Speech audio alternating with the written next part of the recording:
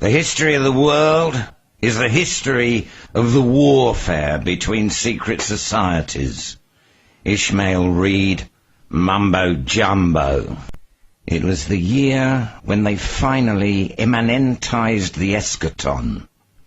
On April the 1st, the world's great powers came closer to nuclear war than ever before, all because of an obscure island named Fernando Poo.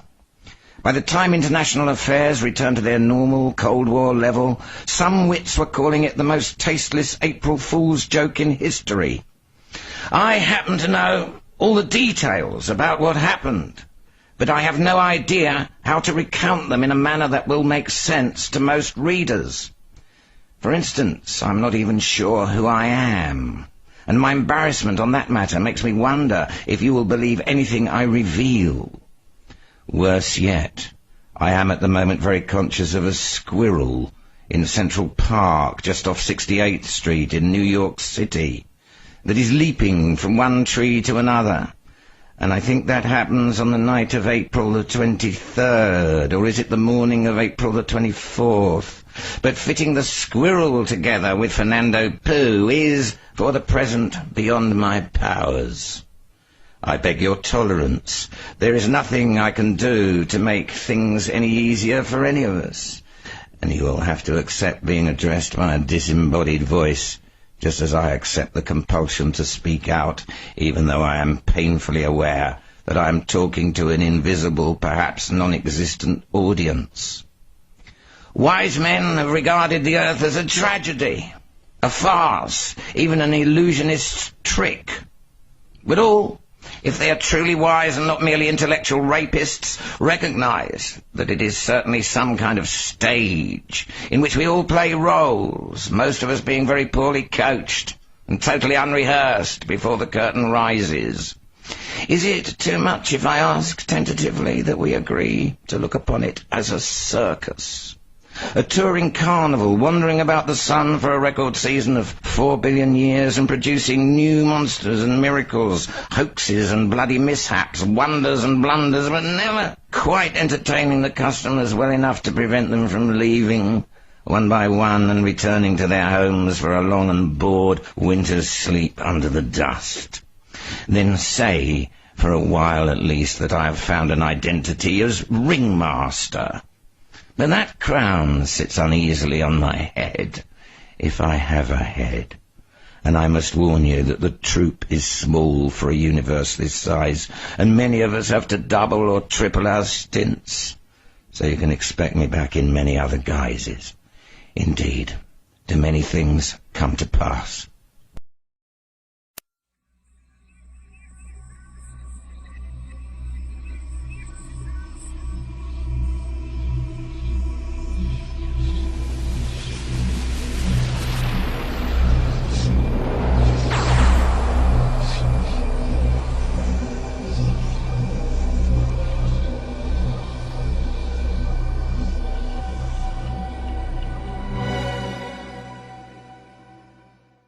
The scene of the blast was one of those old office buildings with Gothic and gingerbread styling all over the lobby floor.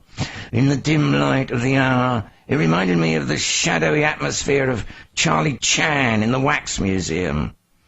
And a smell hit my nostrils as soon as I walked in. A patrolman, lounging inside the door, snapped to attention when he recognized me. "Took out the 17th floor and part of the 18th, he said. "Also a pet shop here on the ground level. Some freak of dynamics. Nothing else is damaged down here, but every fish tank went. That's the smell." Barney Muldoon, an old friend with the look and mannerisms of a Hollywood cop, appeared out of the shadows. A tough man, and nowhere as dumb as he liked to pretend, which is why he was head of the bomb squad. "Your baby, Barney?" I asked casually. "Looks that way. Nobody killed. The call went out to you because a clothier's dummy was burned on the 18th floor and the first car here thought it was a human body." Wait. George Dawn is screaming. Saul's face showed no reaction to the answer. But poker players at the Fraternal Order of Police had long ago given up trying to read that inscrutable Talmudic countenance. As Barney Muldoon, I knew how I would feel if I had the chance to drop this case on another department and hurry home to a beautiful bride like Rebecca Goodman. I smiled down at Saul. His height would keep him from appointment to the force now, but the rules were different when he was young. And I added quietly, There might be something in it for you, though. The fedora darked as Saul took out his pipe and started to fill it. All he said was, Oh? Right now, I went on, we're just notifying missing persons. But if what I'm afraid of is right, it'll end up on your desk after all. He struck a match and started puffing. Somebody missing at this hour might be found among the living in the morning, he said between drags. The match went out, and shadows moved where nobody stirred. And he might not, in this case, Muldoon said. He's been gone 3 days now. An Irishman your size can't be any more subtle than an elephant. Saul said wearily. Stop tantalizing me. What do you got? The office that was hit, Muldoon explained, obviously happy to share the misery, was a magazine called Confrontation. It's a kind of left of center, so this was probably a right-wing job and not a left-wing one. But the interesting thing is, we couldn't reach the editor, Joseph Malik, at his home. And when we called one of the associate editors, what do you think he told us? Malik disappeared 3 days ago. His landlord confirms it. He's been trying to get a hold of Malik himself because there's a no-pets rule there, and the other tenants are complaining about his dogs. So, if a man drops out of sight, and then his office gets bombed, I kind of think the matter might come to the attention of the homicide department eventually, don't you? Saul grunted. Might and might not, he said. I'm going home. I'll check with missing persons in the morning, see what they got. The patrolman spoke up. You know what bothers me most about this? The Egyptian mouth breeders. The what? Saul asked. That pet shop. The patrolman explained, pointing to the other end of the lobby. I looked over the damage, and they had one of the best collections of rare tropical fish in New York City. Even Egyptian mouth breeders. He noticed the expressions on the faces of the two detectives and added lamely, If you don't collect fish, you wouldn't understand. But believe me, an Egyptian mouth breeder is pretty hard to get these days. And they're all dead in there. Mouth breeder? Muldoon asked incredulously. Yeah, you see, they keep their young in their mouths for a couple of days after birth, and they never swallow them. That's one of the great things about collecting fish. You get to appreciate the wonders of nature. Muldoon and Saul looked at each other.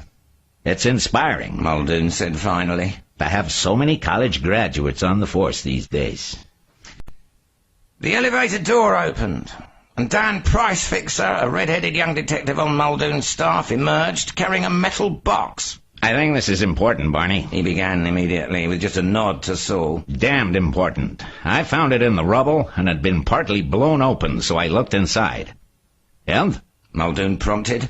It's the freakiest bunch of inter-office memos I ever set eyes on. Weird as tits on a bishop. This is going to be a long night, Saul thought suddenly, with a sinking feeling. A long night, and a heavy case. Want a peek? Muldoon asked him maliciously. You better find a place to sit down. Pricefixer volunteered. It'll take you a while to go through them. Let's use the cafeteria, Saul suggested.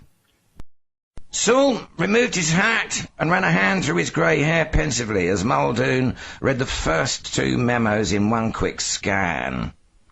When they were passed over, he put on his glasses and read more slowly in his own methodical and thoughtful way. Hold onto your hats. This is what they said. Illuminati Project Memo 1, 7/23 JM. The first reference I found is in Violence by Jacques Ellul, Seabury Press, New York, 1969. He says, pages 18 to 19, that the Illuminated Ones were founded by Joachim of Floris in the 11th century and originally taught a primitive Christian doctrine of poverty and equality, but later under the leadership of Fra Dolcino in the 15th century they became violent, plundered the rich, and announced the imminent reign of the spirit. In 1507, he concludes, they were vanquished by the forces of order, that is, an army commanded by the Bishop of Verwirrung.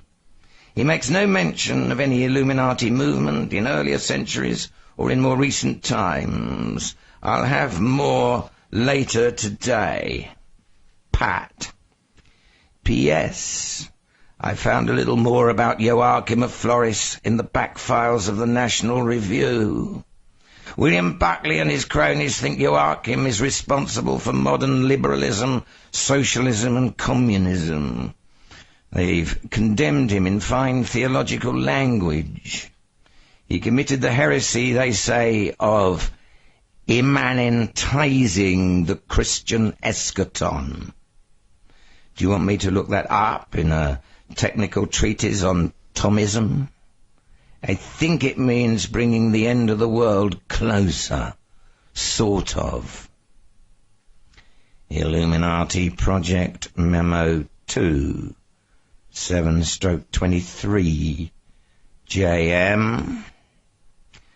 My second source was more helpful. Akron Darrow, A History of Secret Societies, Citadel Press, New York, 1961. Darrow traces the Illuminati back to the 11th century also, but not to Joachim of Floris. He sees the origin in the Ismailian sect of Islam, also known as the Order of Assassins. They were vanquished in the 13th century, but later made a comeback with a new, less violent philosophy and eventually became the Ismailian sect of today, led by the Aga Khan.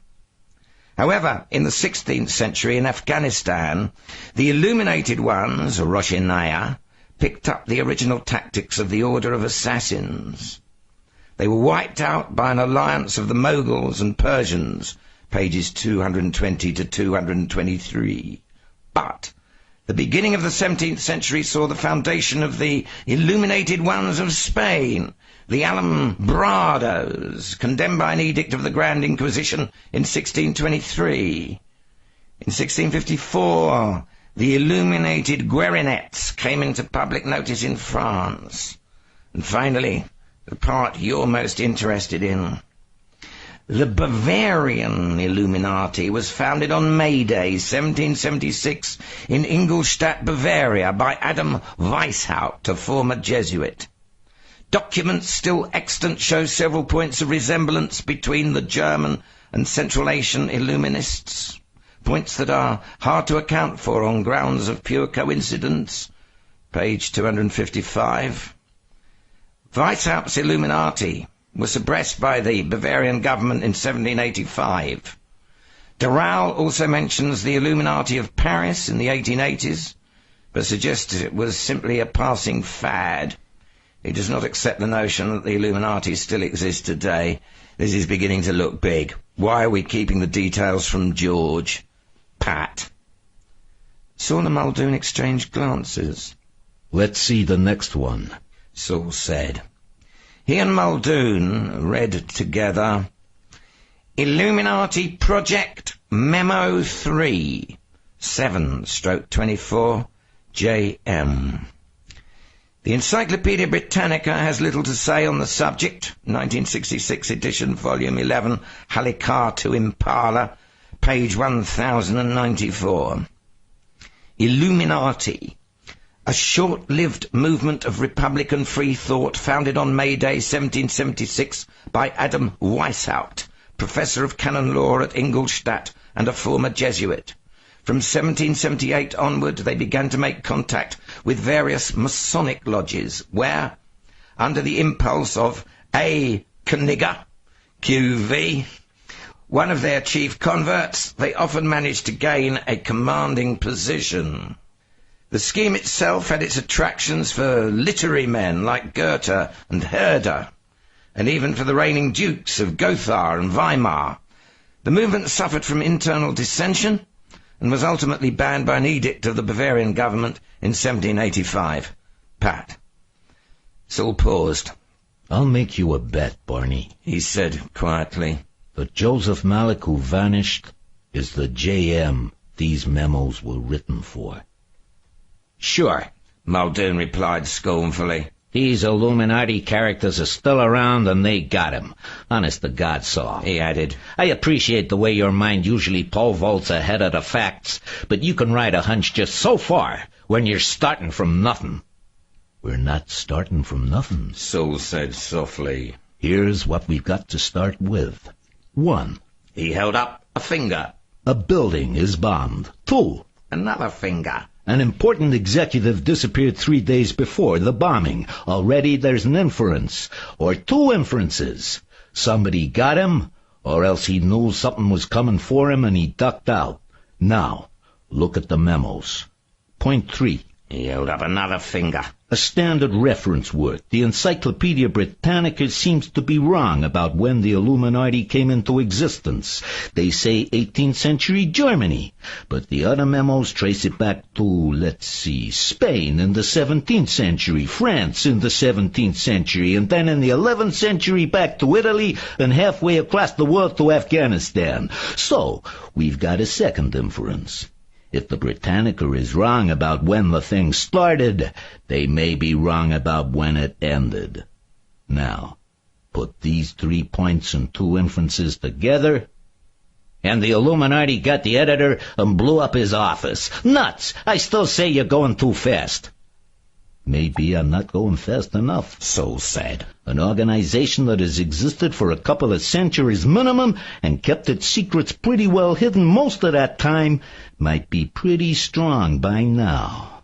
He trailed off into silence and closed his eyes to concentrate. After a moment he looked at the younger man with a searching glance. Muldoon had been thinking too. I seen men land on the moon, he said. I seen students break into the administration offices and shit in the dean's wastebasket.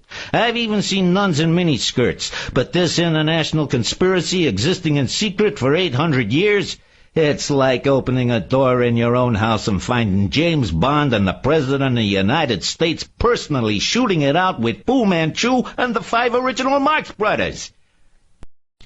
Price Fixer stuck his head in the cafeteria door. Minute? He asked. What is it? Muldoon replied. Peter Jackson is out here. He told the associate editor I spoke to on the phone. He just told me something about his last meeting with Joseph Malik, the editor, before Malik disappeared. Bring him in, Muldoon said. Peter Jackson was a black man, truly black, not brown or tan. He was wearing a vest in spite of the spring weather. He was also very obviously wary of policemen. Saul noted this at once and began thinking about how to overcome it, and at the same time he observed an increased blandness in Muldoon's features, indicating that he too had noted it and was prepared to take umbrage. Have a seat, Saul said cordially. and tell us what you just told the other officer. With the nervous ones, it was sound policy to drop the policeman role at first and try to sound like somebody else, somebody who quite naturally asked a lot of questions. Saul began slipping into the personality of his own family physician, which he usually used at such times. He made himself feel a stethoscope hanging about his neck. Well, Jackson began in a Harvard accent. this is probably not important. It may be just a coincidence. Most of what we hear is just unimportant coincidence, Saul said gently. but it's our job to listen. Everybody but the lunatic fringe has given up on this by now. Jackson said. It really surprised me when Joe told me what he was getting the magazine into. He paused and studied the 2 impassive faces of the detectives. Finding little there, he went on reluctantly. It was last Friday. Joe told me he had a lead that interested him, and he was putting a staff writer on it. He wanted to reopen the investigation of the assassinations of Martin Luther King and the Kennedy brothers. Saul carefully didn't look at Muldoon, and just as carefully moved his hat to cover the memos on the table. Excuse me a moment, he said politely, and left the cafeteria. He found a phone booth in the lobby and dialed his home. Peter Jackson looked up as he re-entered the cafeteria. An intelligent, curious black face. Muldoon was impassive as the faces on Mount Rushmore. Mad Dog, Texas was the town where Malik thought these assassins had their headquarters, Muldoon said. That's where the staff writer was sent. What was the staff writer's name? Saul asked. George Dorn, Muldoon said. He's a young kid who used to be in SDS, and he was once rather close to the Weatherman faction. This is serious, Peter Jackson was thinking. Joe Malik wasn't on a paranoid trip at all. The non-committal expressions of Muldoon and Goodman did not deceive him at all. He had long ago learned the black art of surviving in a white world, which is the art of reading not what is on a face, but what is behind the face. The cops were worried and excited, like any hunters on the track of something both large and dangerous. Joe was right about the assassination plot. His disappearance and the bombing were part of it. And that meant George Dorn was in danger too. And Peter liked George, even if he was a snotty kid in some ways and an annoying ass-licker about the race thing like most young white radicals. Mad Dog, Texas, Peter thought. That sure sounds like a bad place to be in trouble.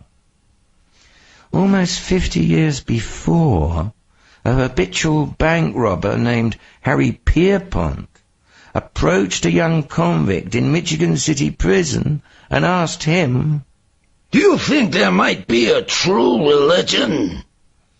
But why is George Dorn screaming while Saul Goodman is reading the memos?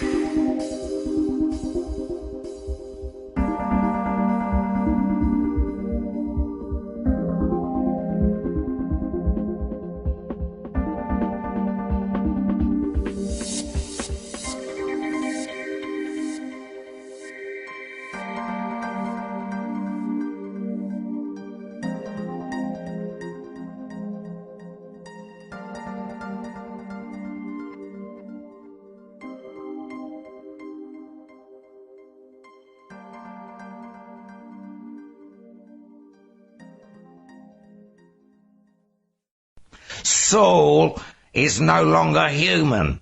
He's a pig. All cops are pigs. Everything you ever believed is probably a lie. The world is a dark, sinister, mysterious, and totally frightening place. Can you digest all that quickly? Then, walk into the mind of George Dawn for the second time, 5 hours before the explosion at Confrontation, 4 hours before on the clock, and suck on the joint, suck hard, and hold it down. 1 o'clock, 2 o'clock, 3 o'clock, rock. You are sprawled on a crummy bed in a run-down hotel, and the neon light outside is flashing pink and blue patterns into your room. Exhale slowly. Feel the hit of the weed, and see if the wallpaper looks any brighter yet, any less unintentional low camp. It's hot, Texas dry hot. And you push your long hair back from your forehead and haul out your diary, George Dawn. Because reading over what you wrote last sometimes helps you to learn what you're really getting into. As the neon splotches the page with pink and blue, read this. April 23. How do we know whether the universe is getting bigger or the objects in it are getting smaller? You can't say that the universe is getting bigger in relation to anything outside it, because there isn't any outside for it to relate to. There isn't any outside. But if the universe doesn't have an outside, then it goes on forever. Yeah, but its inside doesn't go on forever. How do you know it doesn't, shithead? You're just playing with words, man. No, I'm not. The universe is the inside without an outside. The sound made by one... There was a knock at the door. The fear came over George. Whenever he was high, the least little detail wrong in his world would bring the fear, irresistible, uncontrollable. He held his breath, not to contain the smoke in his lungs, but because terror had paralyzed the muscles in his chest. He dropped the little notebook in which he wrote his thoughts daily and clutched at his penis, a habitual gesture in moments of panic. The hand holding the roach drifted automatically over the hollowed-out copy of Sinclair Lewis's It Can't Happen Here, which lay beside him on the bed, and he dropped the half-inch twist of paper and marijuana on top of the plastic baggie full of green grains. Instantly, a brown, smouldering, dime-sized hole opened up on the bag, and the pot near the coals started to smoke. Stupid, said George, as his thumb stabbed the smoking coal to crush it. He drew back his lips in a grimace of pain. A short, fat man walked into the room, law officer written in every mean line of his crafty little face. George shrank back and started to close It Can't Happen Here. Like lightning, 3 stiff, concrete hard fingers drove into his forearm. He screamed. The book jumped out of his hand, spilling pot all over the bedspread. Don't touch that, said the fat man. An officer being here to gather it up for evidence. I went easy with that karate punch, otherwise you'd be nursing a compound fracture of the left arm in Mad Dog County Jail tonight, and no right-thinking doctor likely to have a mind to come out and treat you. Have you got a warrant? George tried to sound defiant. Oh, you think you have cojones. The fat man's breath stank of bourbon and cheap cigars. Rabbit cojones. I've terrified you unto death, boy, and you know it and I know it, yet you find it in your heart to speak of warrants. Next you want to see the American Civil Liberties Union. He pulled aside the jacket of an iridescent grey summer suit that might have been new when Heartbreak Hotel was the top of the hit parade. A silver 5-pointed star decorated his pink shirt pocket, and a .45 automatic stuck in his pants top dented the fat of his belly. That is all the lore I need when dealing with your type and Mad Dog. Walk careful with me, son, or you won't have nothing to grab onto next time one of us pigs, as you choose to call us in your little articles, busts in on you. which is not likely to happen in the next 40 years while you rot and grow old in our state prison." He seemed immensely pleased with his own oratorical style, like one of Faulkner's characters. George thought, "It is forbidden to dream again. We maim our joys or hide them.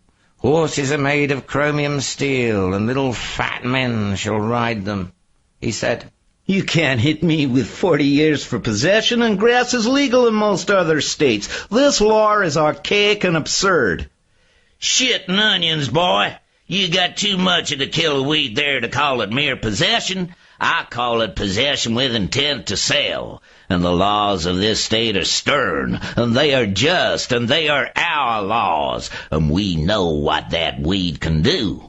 We remember the Alamo and Santa Anna's troops losing all fear 'cause they was high on Rosa Maria, as they called it in those days. Get on your feet, and don't ask to talk to a lawyer, neither." Can I ask who you are? "I am Sheriff Jim Cartwright, nemesis of all evil in Mad Dog and Mad Dog County." "And I'm Tiny Tim," said George, immediately saying to himself, "Shut the fuck up, you too goddamn high." And he went right on and said, "Well, maybe your side would have won if Davy Crockett and Jim Bowie had got stoned too. And by the way, Sheriff, how did you know you could catch me with pot? Usually an underground journalist would make it a point to be clean when he comes into this godforsaken part of the country. It wasn't telepathy that told you I had pot on me." Sheriff Cartwright slapped his thigh. "Oh, but it was telepathy. Now, just what made you think it wasn't telepathy brung me here?" He laughed, seized George's arm in a grip of iron and pushed him towards the hotel room door. George felt a bottomless terror, as if the pit of hell were opening beneath his feet, and Sheriff Jim Cartwright were about to pitchfork him into the bubbling sulphur. And I must admit, that was more or less the case. The President's actual television broadcast was transmitted to the world at 10:30 p.m. EST, March 31. The Russians and Chinese were given 24 hours to get out of Fernando Poo, or the skies over Santa Isabel would begin raining nuclear missiles. "This is darn serious," the chief executive said. "And America will not shirk in its responsibility to the freedom-loving people of Fernando Poo." The broadcast concluded at 11 p.m. EST, and within 2 minutes, people attempting to get reservations on trains, planes, buses, or carpools to Canada had virtually every telephone wire in the country overloaded. In Moscow, where it was 10 the next morning, the Premier called a conference and said crisply, "That character in Washington is a mental lunatic, and he means it. Get our men out of Fernando Poo right away, then find out who authorized sending them in there in the first place and transfer him to be supervisor of a hydroelectric works in Outer Mongolia. We don't have any men in Fernando Poo. The Americans are imagining things again." "Well, how the hell can we withdraw our men if we don't have them there in the first place?" the Premier demanded. "I don't know. We've got 24 hours to figure that out, or..." The Commissar quoted an old Russian proverb which means, roughly, that when the polar bear excrement interferes with the fan belts, the machinery overheats. "Suppose we just announced that our troops are coming out," another Commissar suggested. "They can't say we're lying if they don't find any of our troops there afterward." "No, they never believe anything we say. They want to be shown," the Premier said thoughtfully. "We will have to infiltrate some troops surreptitiously and then withdraw them with a lot of fanfare and publicity. That should do it." "I'm afraid it won't end the problem," another Commissar said funereally. "Our intelligence indicates that there are Chinese troops there. Unless Peking backs down, we're going to be caught in the middle when the bombs start flying, and..." He quoted a proverb about the man in the intersection when two manure trucks collide. "Damn," the Premier said. "What the blue blazes do the Chinese want with Fernando Poo?" He was harassed, but still he spoke with authority. He was, in fact, characteristic of the best type of dominant male in the world at this time. He was 55 years old, tough, shrewd, unburdened by the complicated ethical ambiguities which puzzle intellectuals, and had long ago decided that the world was a mean son of a bitch, in which only the most cunning and ruthless can survive. He was also as kind as was possible for one holding that ultra-Darwinian philosophy, and he genuinely loved children and dogs, unless they were on the site of something that had to be bombed in the national interest. He still retained some sense of humour, despite the burdens of his almost godly office. And although he had been impotent with his wife for nearly 10 years now, he generally achieved orgasm in the mouth of a skilled prostitute within 1.5 minutes. He took amphetamine pep pills to keep going on his grueling 20-hour day, with the result that his vision of the world was somewhat skewed in a paranoid direction, and he took tranquilizers to keep from worrying too much, with the result that his detachment sometimes bordered on schizophrenia. But most of the time, his innate shrewdness gave him a fingernail grip on reality. In short, he was much like the rulers of America and China. 00005 was summoned to meet W in the headquarters of a certain branch of British intelligence. The date was March the 17th, but being English, neither 00005 nor W gave a thought to Blessed St. Patrick. Instead, they spoke of Fernando Poo. The Yanks, W said crisply, are developing evidence that the Russians or the Chinese, or both of them, are behind this tequila in motto swine. Of course, even if that were true, it wouldn't matter a damn to Her Majesty's government. What do we care if a speck of an island that size turns red? But you know the Yanks, 00005. They're ready to go to war over it, although they haven't announced that publicly yet. My mission? 00005 asked, the fault lines of cruelty about his mouth turning into a most engaging smile. Is to hop down to Fernando Poo and find out the real politics of this tequila motor bloke, and if he is red, overthrow him before the Yanks blow up the world. That's the assignment. We can't have a bloody nuclear war just when the balance of payments is almost straightened out and the common market is finally starting to work. So, hop to it straight away. Naturally, if you're captured, Her Majesty's government will have to disavow any knowledge of your actions. It always seems to work out that way. 00005 said ironically. I wish for once you'd give me a mission where Her Majesty's bleeding government would stand behind me in a tight spot. But 00005, of course, was merely being witty. As a loyal subject, he would follow orders under any circumstances, even if it required the death of every soul on Fernando Poo, and himself as well. He rose in his characteristically debonair fashion and headed for his own office, where he began his preparations for the Fernando Poo mission.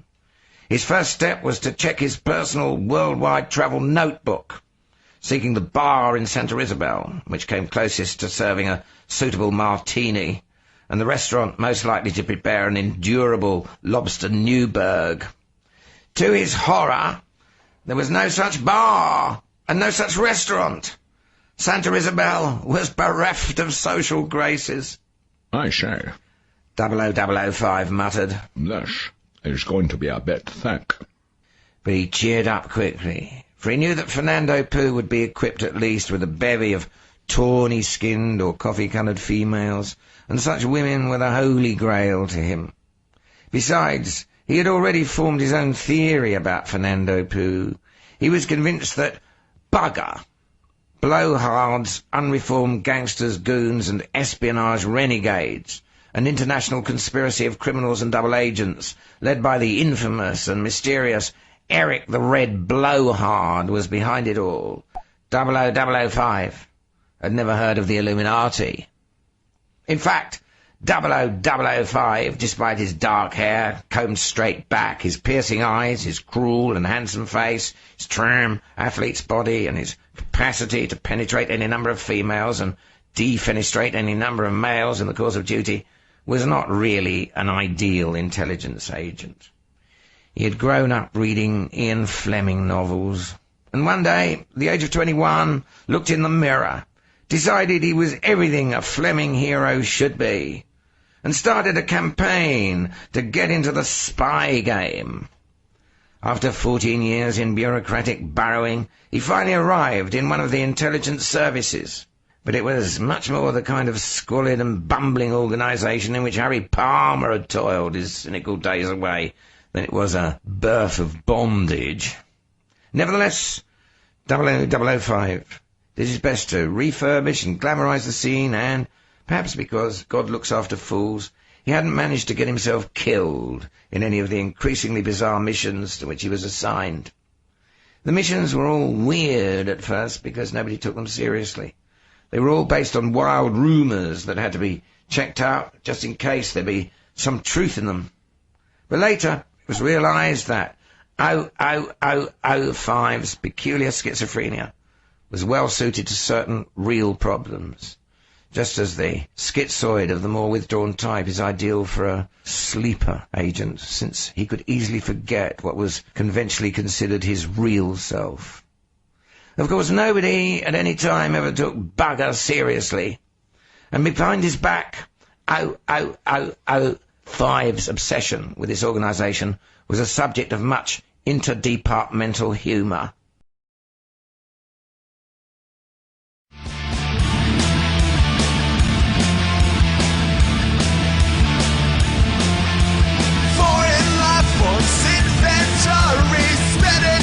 Of cryogenics, complete control, but who'd expect the military intelligence? 2 words combined that can't make sense. Possibly I've seen too much, and you're 18, I know too much.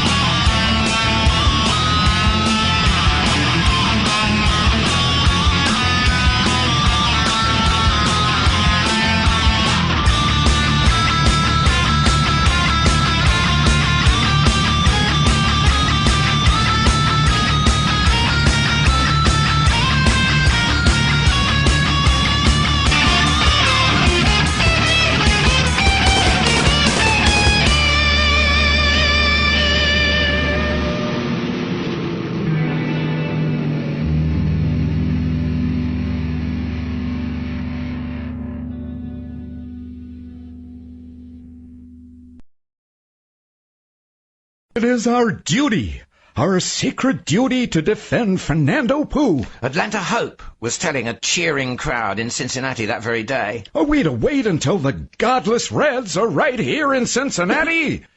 The crowd started to scream their unwillingness to wait that long. They had been expecting the godless Reds to arrive in Cincinnati since about 1945, and were by now convinced that the dirty cowards were never going to come, and would have to be met on their own turf. But a group of dirty, long-haired, freaky-looking students from Antioch College began to chant, "I don't want to die for Fernando Poo." The crowd turned in fury. At last, some real Reds to fight. 7 ambulances and 30 police cars were soon racing to the scene. But only 5 years earlier, Atlanta had a different message. When God's Lightning was first founded as a splinter off women's liberation, it had as its slogan, "No more sexism." And its original targets were adult bookstores, sex education programs, men's magazines, and foreign movies. It was only after meeting smiling Jim Trepomina of Knights of Christianity United in Faith that Atlanta discovered that both male supremacy and orgasms were part of the international communist conspiracy.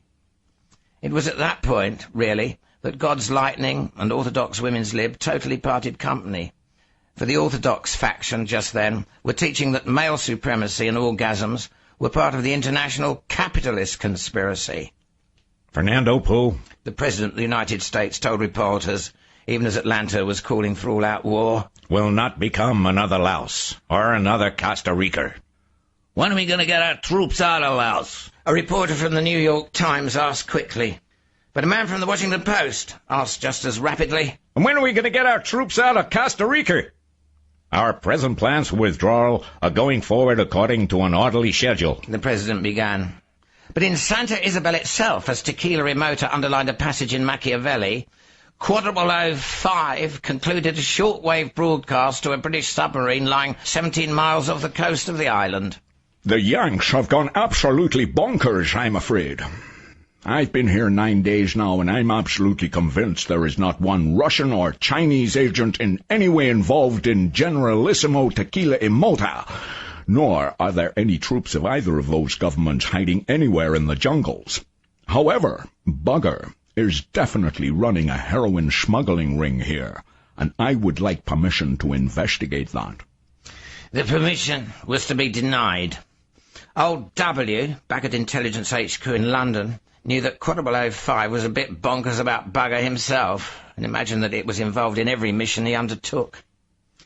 At the same time, in a different hotel, Tobias Knight, on special loan from the FBI to the CIA, concluded his nightly shortwave broadcast to an American submarine 23 miles off the coast. The Russian troops are definitely engaged in building what can only be a rocket launching site, and the slants are constructing what seems to be a nuclear installation. And Hagbard Chalene, lying 40 miles out in the Bight of Biafra in the Leif Erikson, intercepted both messages and smiled cynically and wired P in New York.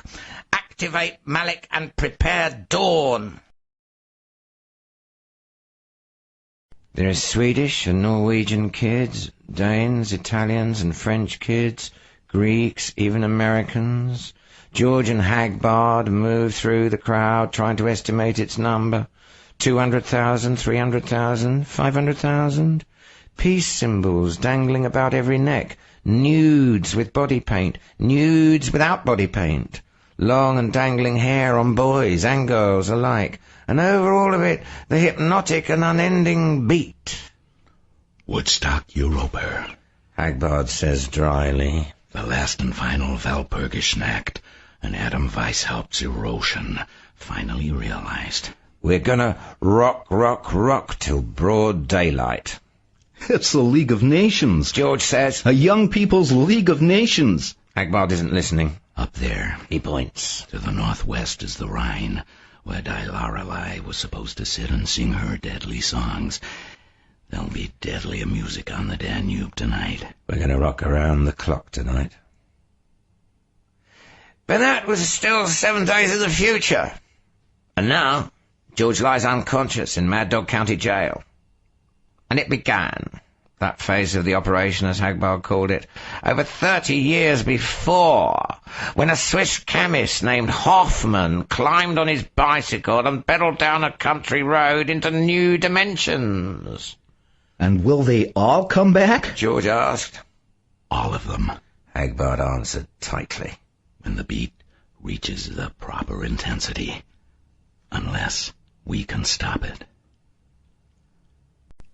The universe is the inside without any outside, the sound made by one eye opening. In fact, I don't even know that there is a universe. More likely, there are many multiverses, each with its own dimensions, times, spaces, laws, and eccentricities. We wander between and among these multiverses, trying to convince others and ourselves that we all walk together in a single public universe that we can share. For to deny that axiom leads to what is called schizophrenia. Yeah, that's it. Every man's skin is his own private multiverse. Just like every man's home is supposed to be his castle. But all the multiverses are trying to merge, to create a true universe such as we have only imagined previously. Maybe it will be spiritual, like Zen or telepathy, or maybe it will be physical, one great big gang fuck. But it has to happen. The creation of a universe, and the one great eye opening to see itself at last. Om Shiva. Oh, man, you're stoned out of your gourd. You're writing gibberish. No, I'm writing with absolute clarity for the first time in my life. Yeah, what was that business about the universe being the sound of one eye opening? Oh, never mind that. Who the hell are you, and how did you get into my head? Your turn now, George. Sheriff Cartwright stood in the door, a monk in a strange red and white robe beside him, holding some kind of wand, the deep colour of a fire engine. No. George started to stammer, but he knew. Of course you know, the sheriff said kindly, as if he were suddenly sorry about it all. You knew before you left New York and came down here. They were at the foot of the gallows. Each with its own times, spaces, laws, and eccentricities. George was thinking wildly. Yes, if the universe is one big eye looking at itself, then telepathy is no miracle. For anyone who opens his own eyes fully can then look through all other eyes. For a moment, George looks through the eyes of John Ehrlichman as Dick Nixon urges lewdly. You can say I don't remember. You can say I can't recall. I can't give any answer to that I can recall. I can't give any answer to that I can recall. All flesh will see it in one instant. Who wrote that? Gonna miss you, boy, the sheriff said, offering an embarrassed handshake. Numbly, George clasped the man's hot, reptilian palm. The monk walked beside him up the gallows steps. 13, George was thinking. There are always 13 steps on a gallows, and you always cream in your jeans when your neck breaks. It has something to do with the pressure on the spinal cord being transmitted through the prostate gland. The orgasm death gimmick, Burroughs calls it. At the 5th step, the monk cried suddenly, Hail Eris. George stared at the man, dumbfounded. Who was Eris? Somebody in Greek mythology, but somebody very important. It all depends on whether the fool has wisdom enough to repeat it. Quiet, idiot. He can hear us. I got some bad pot, George decided, and I'm still back on the hotel bed hallucinating all this. But he repeated uncertainly, Hail Eris. Immediately, just like his one and only acid trip, dimension began to alter. The steps grew larger, steeper. Ascending them seemed as perilous as climbing Mount Everest. The air was suddenly lit with reddish flame.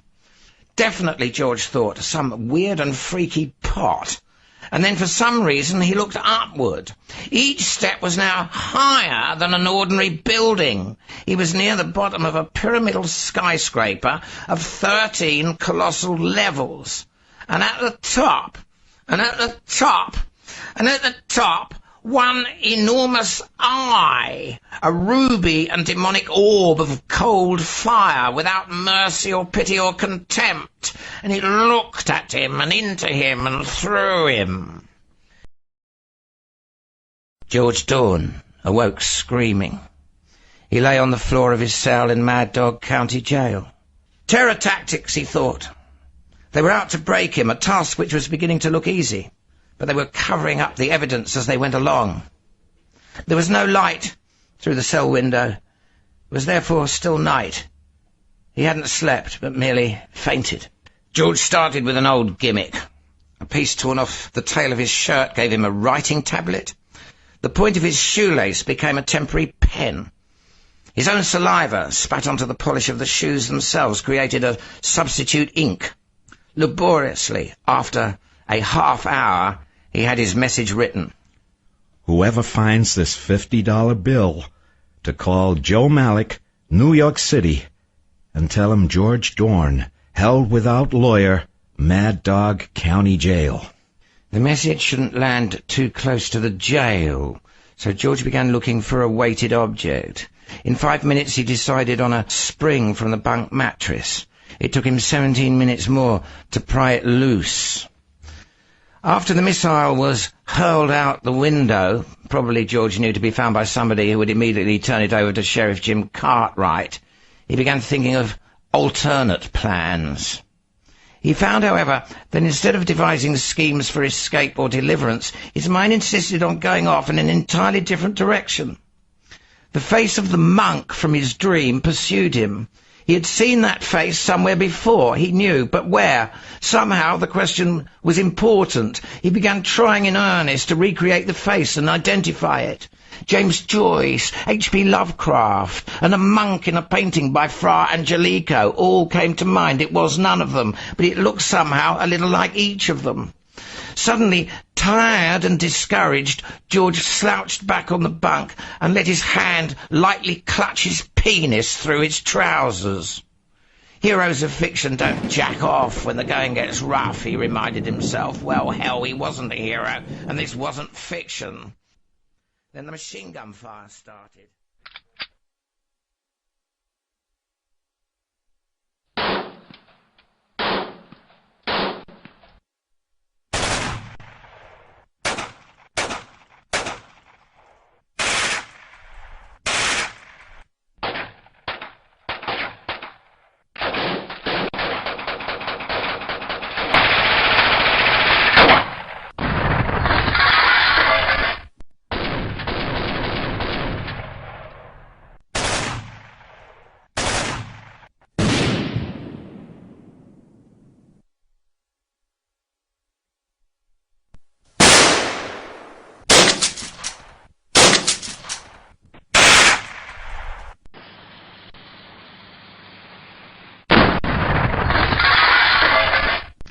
The machine gun suddenly stopped stuttering, and I thought I heard a voice cry, "Earwicker, Bloom and Craft." I've still got Joyce on my mind, I decided. Then the third explosion came, and I covered my head as parts of the ceiling began falling on me. A key suddenly clanked against his cell door. Looking up, I saw a young woman in a trench coat, carrying a Tommy gun, and desperately trying one key after another in the lock. From somewhere else in the building, there came a fourth explosion. The woman grinned tensely at the sound.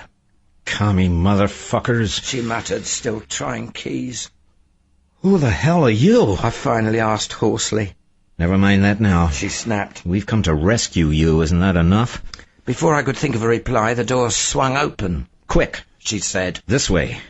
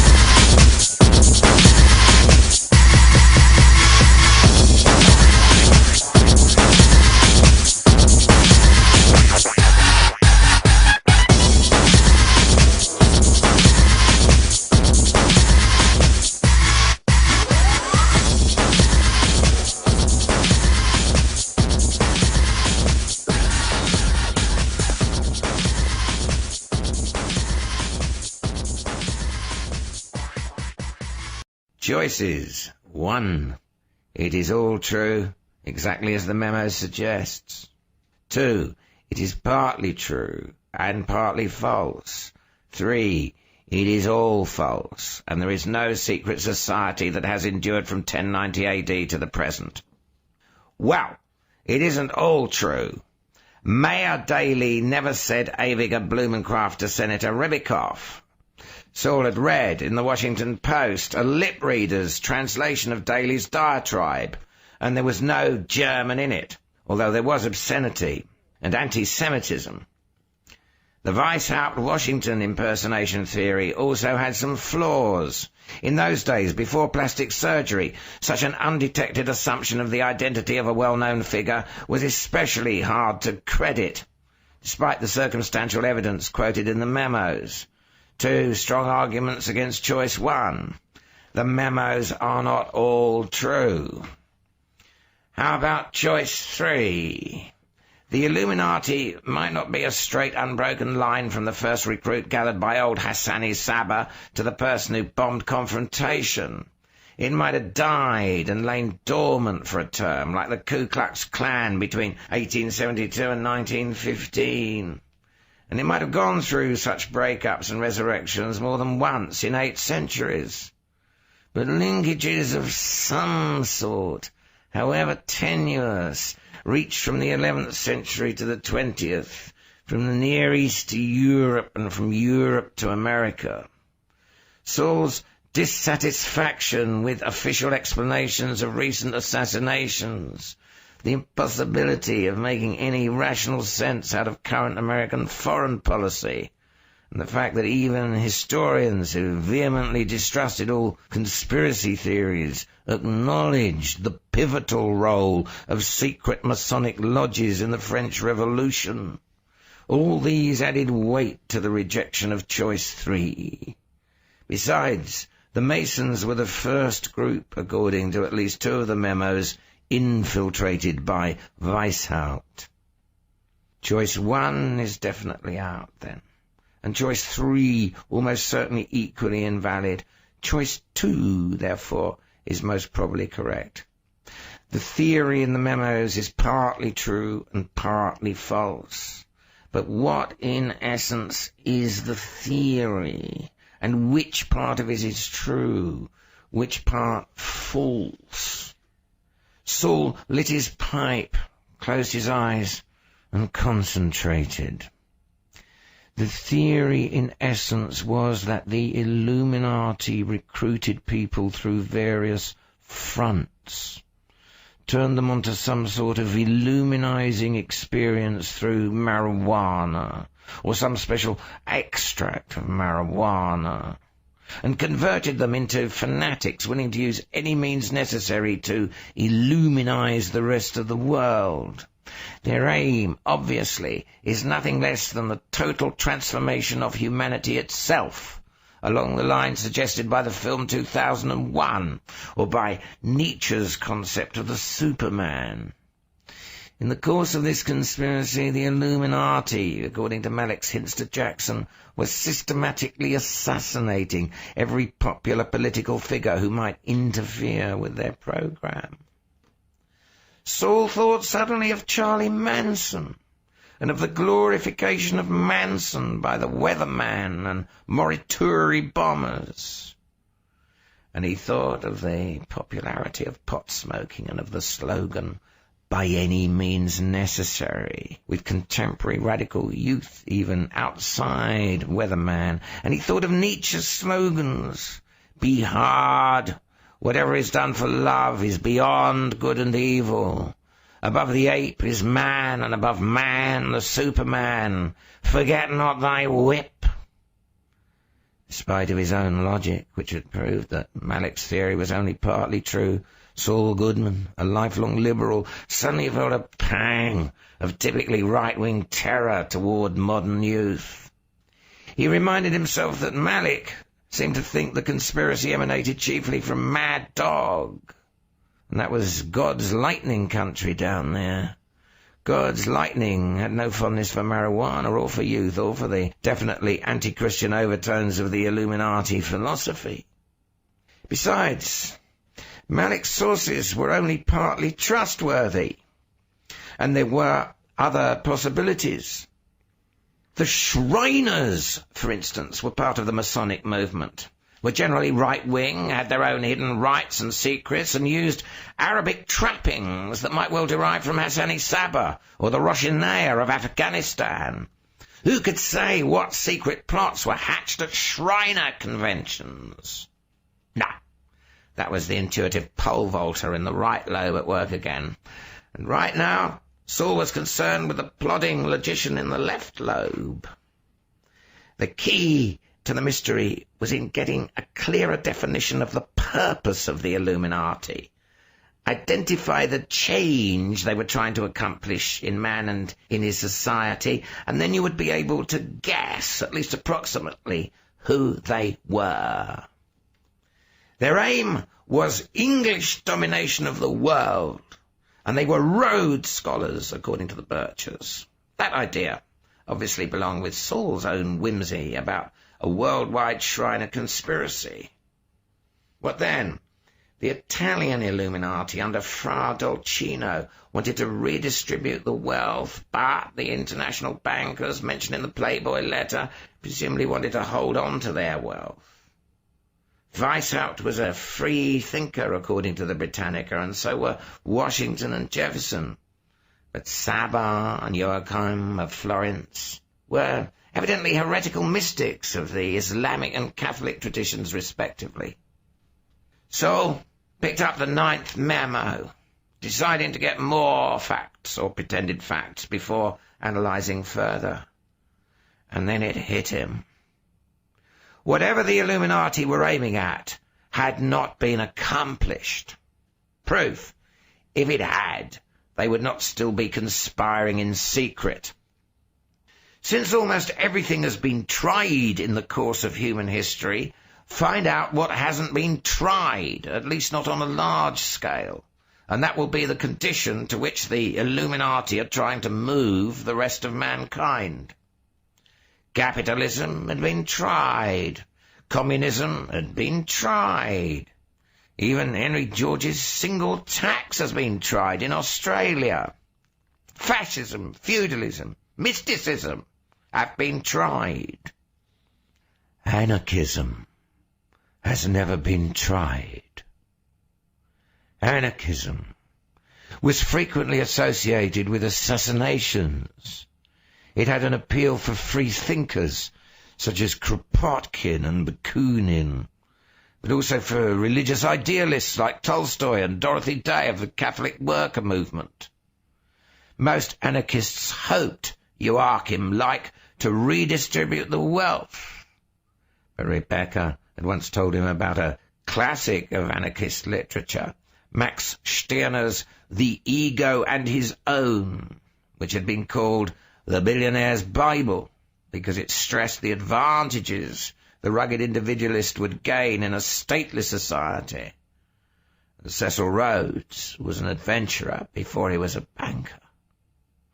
The Illuminati were anarchists. It all fit. The pieces of the puzzle slipped together smoothly. Saul was convinced. He was also wrong.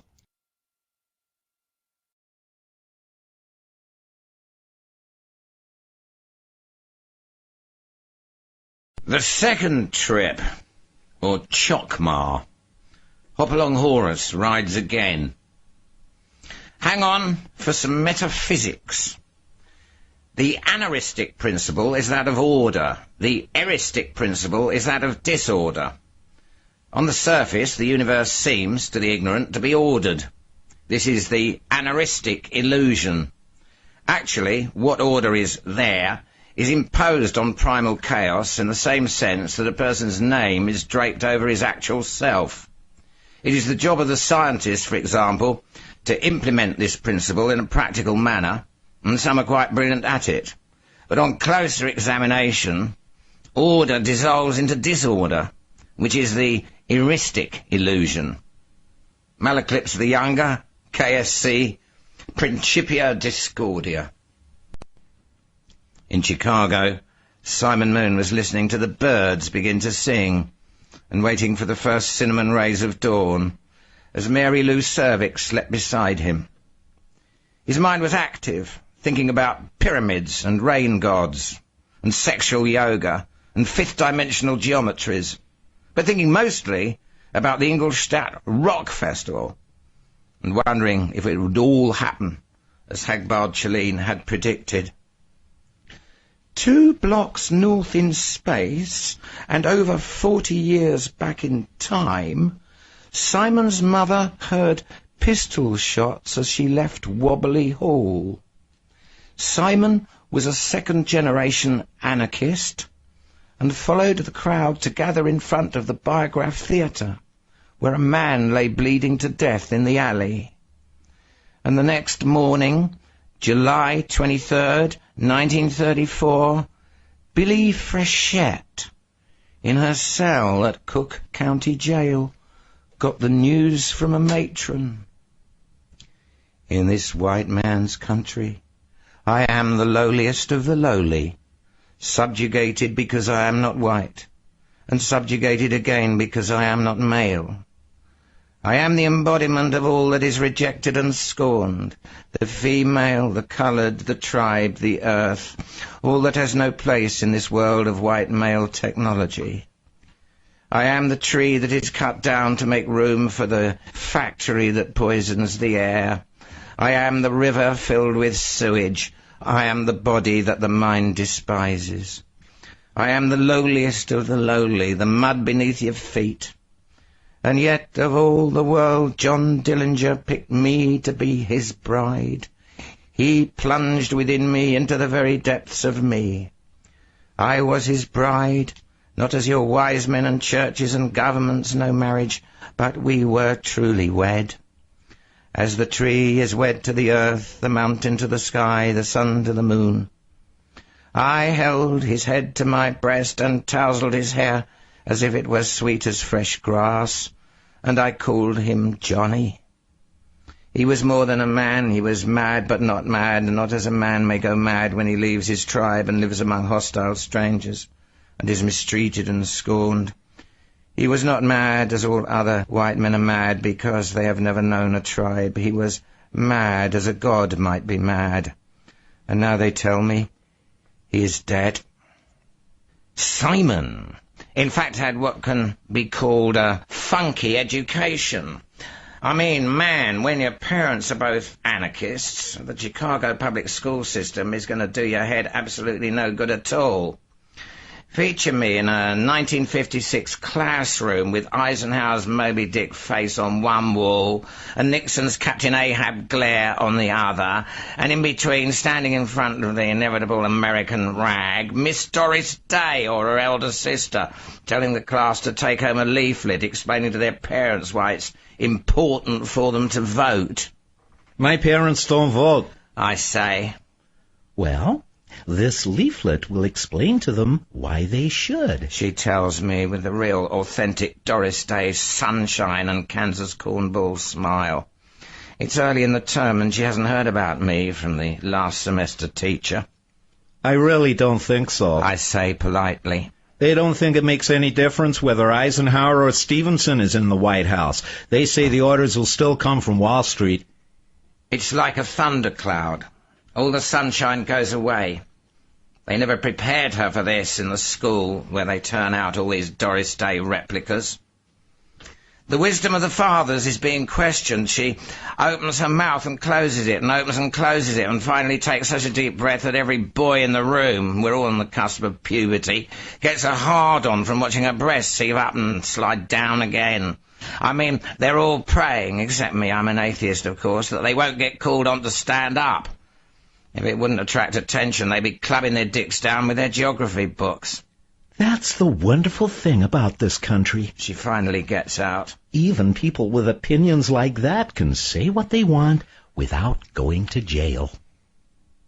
You must be nuts, I say. My dad's been in and out of jail so many times they should put in a special revolving door just for him.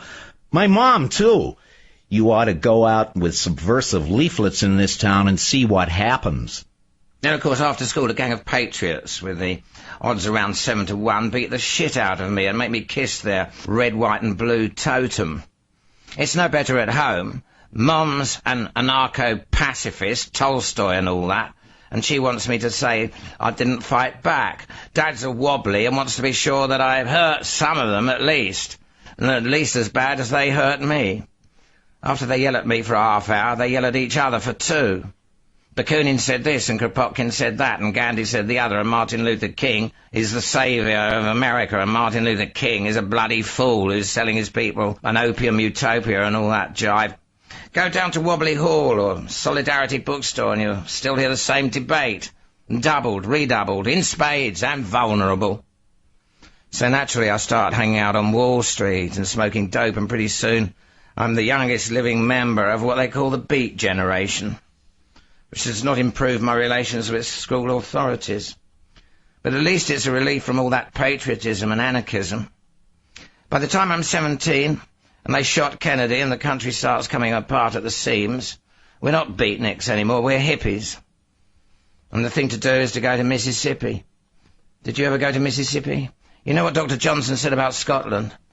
The best thing you can say for it is that God created it for some purpose. The same is true of hell. I got stoned one night and went home to see what it would be like relating to Mum and Dad in that condition. It was the same, but different. Tolstoy coming out of her mouth, Bakunin coming out of his. And it was suddenly all weird and super freaky, like Goddard shooting a Kafka scene. 2 dead Russians debating with each other long after they were dead and buried, out of the mouths of a pair of Chicago Irish radicals. The young frontal lobe type anarchists in the city were in their first surrealist revival just then, and I'd been reading some of their stuff, and it clicked. You're both wrong, I said. Freedom won't come through love. It won't come through force. It will come through the imagination. I put in all the capital letters. And I was so stoned that they got contact high and heard them too. Their mouths dropped open, and I felt like William Blake telling Tom Paine where it was really at. A night of magic, waving my wand and dispersing the shadows of Maya. Dad was the first to recover. Imagination, he said, his big red face crinkling in that grin that always drove the cops crazy when they were arresting him. That's what comes of sending good working-class boys to rich people's colleges. Words and books get all mixed up with reality in their heads. When you were in that jail in Mississippi, you imagined yourself through the walls, didn't you? How many times an hour did you imagine yourself through the walls? I can guess. The first time I was arrested during the GE strike of 33, I walked through those walls 1,000,000 times. But every time I opened my eyes, the walls and the bars were still there. What got me out finally? What got you out of Biloxi finally? Organization. If you want big words to talk to intellectuals with, that's a fine big word, son. Just as many syllables as imagination, and it has a lot more realism in it. That's what I remember best about him, that one speech and the strange clear blue of his eyes. He died that year, and I found out that there was more to the imagination than I had known. For he didn't die at all. He's still around in the back of my skull somewhere, arguing with me, and that's the truth. It's also the truth that he's dead, really dead, and part of me was buried with him. It's uncool to love your father these days. I didn't even know that I loved him until they closed the coffin, and I heard myself sobbing. And it comes back again, that same emptiness, whenever I hear Joe Hill. The copper bosses killed you, Joe. I never died, said he. Both lines are true, and mourning never ends. They didn't shoot Dad the clean way like Joe Hill, but they ground him down year after year, burning out his wob fires. And he was Aries, a real fire sign, with their cops, their courts, their jails and their taxes, their corporations, their cages for the spirit and cemeteries for the soul, their plastic liberalism and murderous Marxism. And even as I say that, I have to pay a debt to Lenin for he gave me the words to express how I felt when Dad was gone. Revolutionaries, He said, are dead men on furlough. the Democratic Convention of '68 was coming, and I knew that my own furlough might be much shorter than Dad's, because I was ready to fight them in the streets. All spring, Mum was busy at the Women for Peace Centre, and I was busy conspiring with surrealists and yippies. And then I met Mao Tzu Hsi. It was April the 30th. Valpurgis narked. Pause for thunder on the soundtrack. And I was rapping with some of the crowd at the Friendly Stranger. H.P. Lovecraft, the rock group, not the writer, was conducting services in the back room, pounding away at the door to Acid Land in the gallant effort, new and striking that year, to break in on waves of sound without any chemical skeleton key at all. I kept catching this uniquely pensive Oriental face at the next table, but my own gang, including the weird faggot priest we nicknamed Padre Pederastia, had most of my attention. I was laying it on them heavy. It was my Donatian Alphonse Francois de Sade period. The head trip anarchists are as constipated as the Marxist. I was giving forth. You recognize the style by now. Who speaks for the thalamus, the glands, the cells of the organism? Who sees the organism? We cover it with clothes to hide its apehood. We won't have liberated ourselves from servitude until people throw all their clothes in the closet in spring and don't take them out again until winter. We won't be human beings the way apes are apes and dogs are dogs until we fuck where and when we want to, like any other mammal. Fucking in the streets isn't just a tactic to blow minds. It's recapturing our own bodies. Anything less, and we're still robots possessing the wisdom of the straight line, but not the understanding of the organic curve. And so on, and so forth. I think I found a few good arguments for rape and murder while I was at it. The next step beyond anarchy? Somebody said cynically. Real chaos! Why not? I demanded. Who works at a straight job here? None of them did, of course. I deal dope myself. Will you work at a straight job for something that calls itself an anarchist syndicate? Will you run an engine lathe 8 unfucking hours a day because the syndicate tells you the people need what the lathe produces? If you will, the people just becomes a new tyrant. To hell with machines! Kevin Cool, the poet, said enthusiastically. Back to the caves. He was as stoned as me. The Oriental face leaned over. She was wearing a strange headband with a golden apple inside a pentagon. Her black eyes somehow reminded me of my father's blue eyes. What you want is an organization of the imagination? She asked politely. I flipped. It was too much hearing those words just then. A man at the Vedanta Society told me that John Dillinger walked through the walls when he made his escape from Crown Point Jail. Miss Mao went on in a level tone. Do you think that is possible? What the fuck are you talking about? I asked, wondering if I was in some crazy surrealist movie, wandering from telepathic sheriffs to homosexual assassins to nympho-lady masons to psychotic pirates, according to a script written in advance by 2 acid heads and a Martian humorist. I'm talking about adventure, George. I'm talking about seeing things and being with people that will really liberate your mind, not just replacing liberalism with Marxism so you can shock your parents. I'm talking about getting altogether off the grubby plane you live on and taking a trip with Hagbard to a transcendental universe. Did you know that on sunken Atlantis there is a pyramidal structure built by ancient priests and faced with a ceramic substance that has withstood 30,000 years of ocean burial so that the pyramid is clean and white as polished ivory, except for the giant red mosaic of an eye at its top?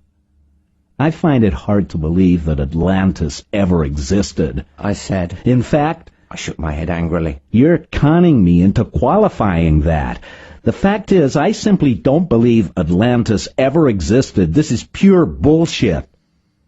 Atlantis is where you're going next, friend. Do you trust the evidence of your senses? I hope so, because you'll see Atlantis and the pyramid just as I said. Those bastards, the Illuminati, are trying to get gold to further their conspiracies by looting an Atlantean temple. And Hagbard is going to foil them by robbing it first. Because I fight the Illuminati every chance I get, and because I'm an amateur archaeologist. Will you join us? You're free to leave right now if you wish. I'll put you ashore and even supply you with money to get back to New York. I shook my head. I'm a writer.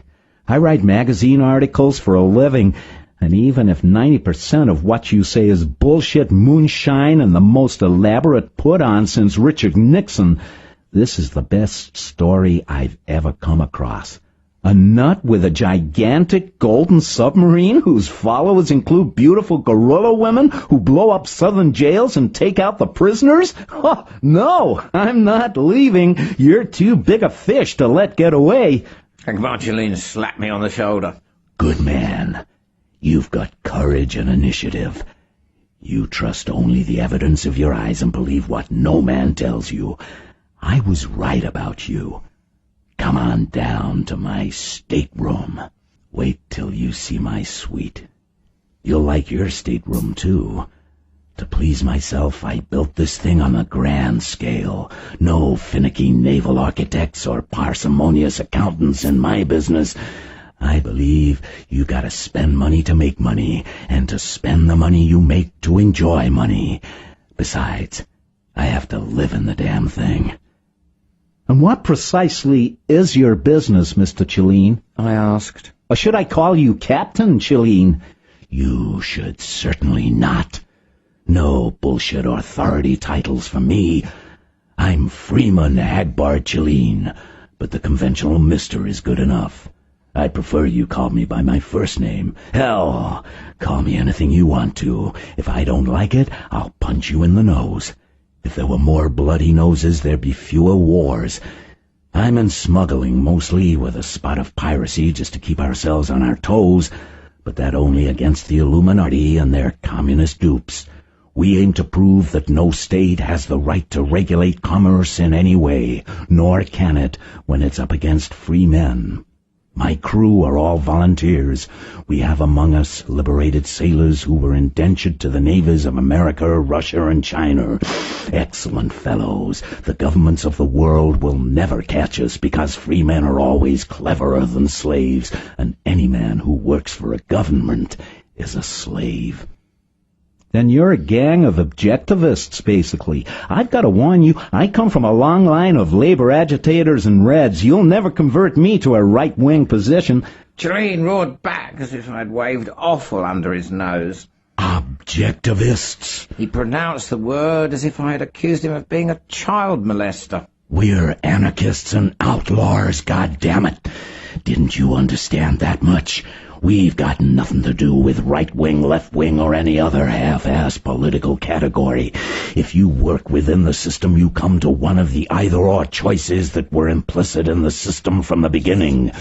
You're talking like a medieval serf, asking the first agnostic whether he worships God or the devil.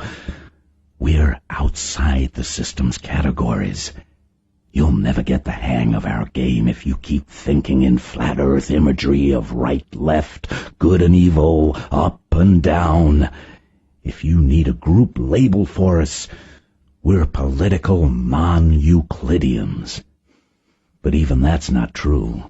Sink me, nobody of this tub agrees with anybody else about anything, except maybe what the fellow with the horns told the old man in the clouds. Non serviam. And in Mad Dog, Jim Cartwright said into a phone with a scrambler device to evade taps. We let Chelleen's crowd take Dorn according to plan. Good, said Atlanta Hope. The four are heading for Ingolstadt. Everything is go. She hung up and dialed again at once, reaching Western Union. I want a flat-rate telegram, same words, 23 different addresses. She said crisply. The message is, insert the advertisement in tomorrow's newspapers. Signature, Atlanta Hope.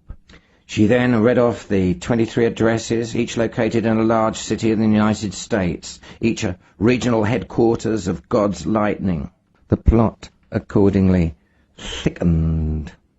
Brother Burghard, who's actually a politician in Chicago under his real name, once explained the law of fives to me in relation to the pyramid of power principle. Intellectually, I understand. It's the only way we can work, each group a separate vector, so that the most any infiltrator can learn is a small part of the design. Emotionally, though, it does get frightening at times. Do the five at the top really have the whole picture? I don't know. And I don't see how they can predict a man like Drake, or guess what he's planning next. There's a paradox here, I know. I joined the Order seeking power, and now I'm more a tool, an object than ever before. If a man like Drake ever thought that, he might tear the whole show apart. Unless the five really do have the powers they claim, but I'm not gullible enough to believe that bull. Some of it's hypnotism and some is plain old stage magic, but none of it is really supernatural. Nobody has sold me on a fairy tale since my uncle got into me when I was 12 with his routine about stopping the bleeding. The purple sage cursed and waxed sorely pissed, and cried out in a loud voice, "A pox upon the accursed Illuminati of Bavaria! May their seed take no root. May their hands tremble, their eyes dim, and their spines curl up, yea, verily, like unto the backs of snails. And may the vaginal orifices of their women be clogged with Brillo pads. For they have sinned against God and nature. They have made of life a prison, and they have stolen the green from the grass and the blue from the sky." And so saying and grimacing and groaning, the purple sage left the world of men and women and retired to the desert in despair and heavy grumpiness. But the High Chaparral laughed and said to the Arisian faithful, "Our brother torments himself with no cause, for even the malign Illuminati are unconscious pawns of the divine plane of Our Lady." Mordecai Malignatus KNS, The Book of Contradictions, Liber 555. October the 23rd, 1970, was the 35th anniversary of the murder of Arthur Flagenheimer, alias the Dutchman, alias Dutch Schultz. But this dreary lot has no intention of commemorating that occasion. They are the Knights of Christianity United in Faith. The group in Atlantis were called Mouths of L'Hav Keraft, United for the Truth, you see what I mean? And their president, James J. Smiling Jim Treponema, has noted a bearded and therefore suspicious young man among the delegates. Such types were not likely to be KCUF members and might even be dope fiends. Smiling Jim told the Andy Frayne ushers to keep a watchful eye on the young man, so no funny business could occur, and then went to the podium to begin his talk on sex education, communist Trojan horse in our schools.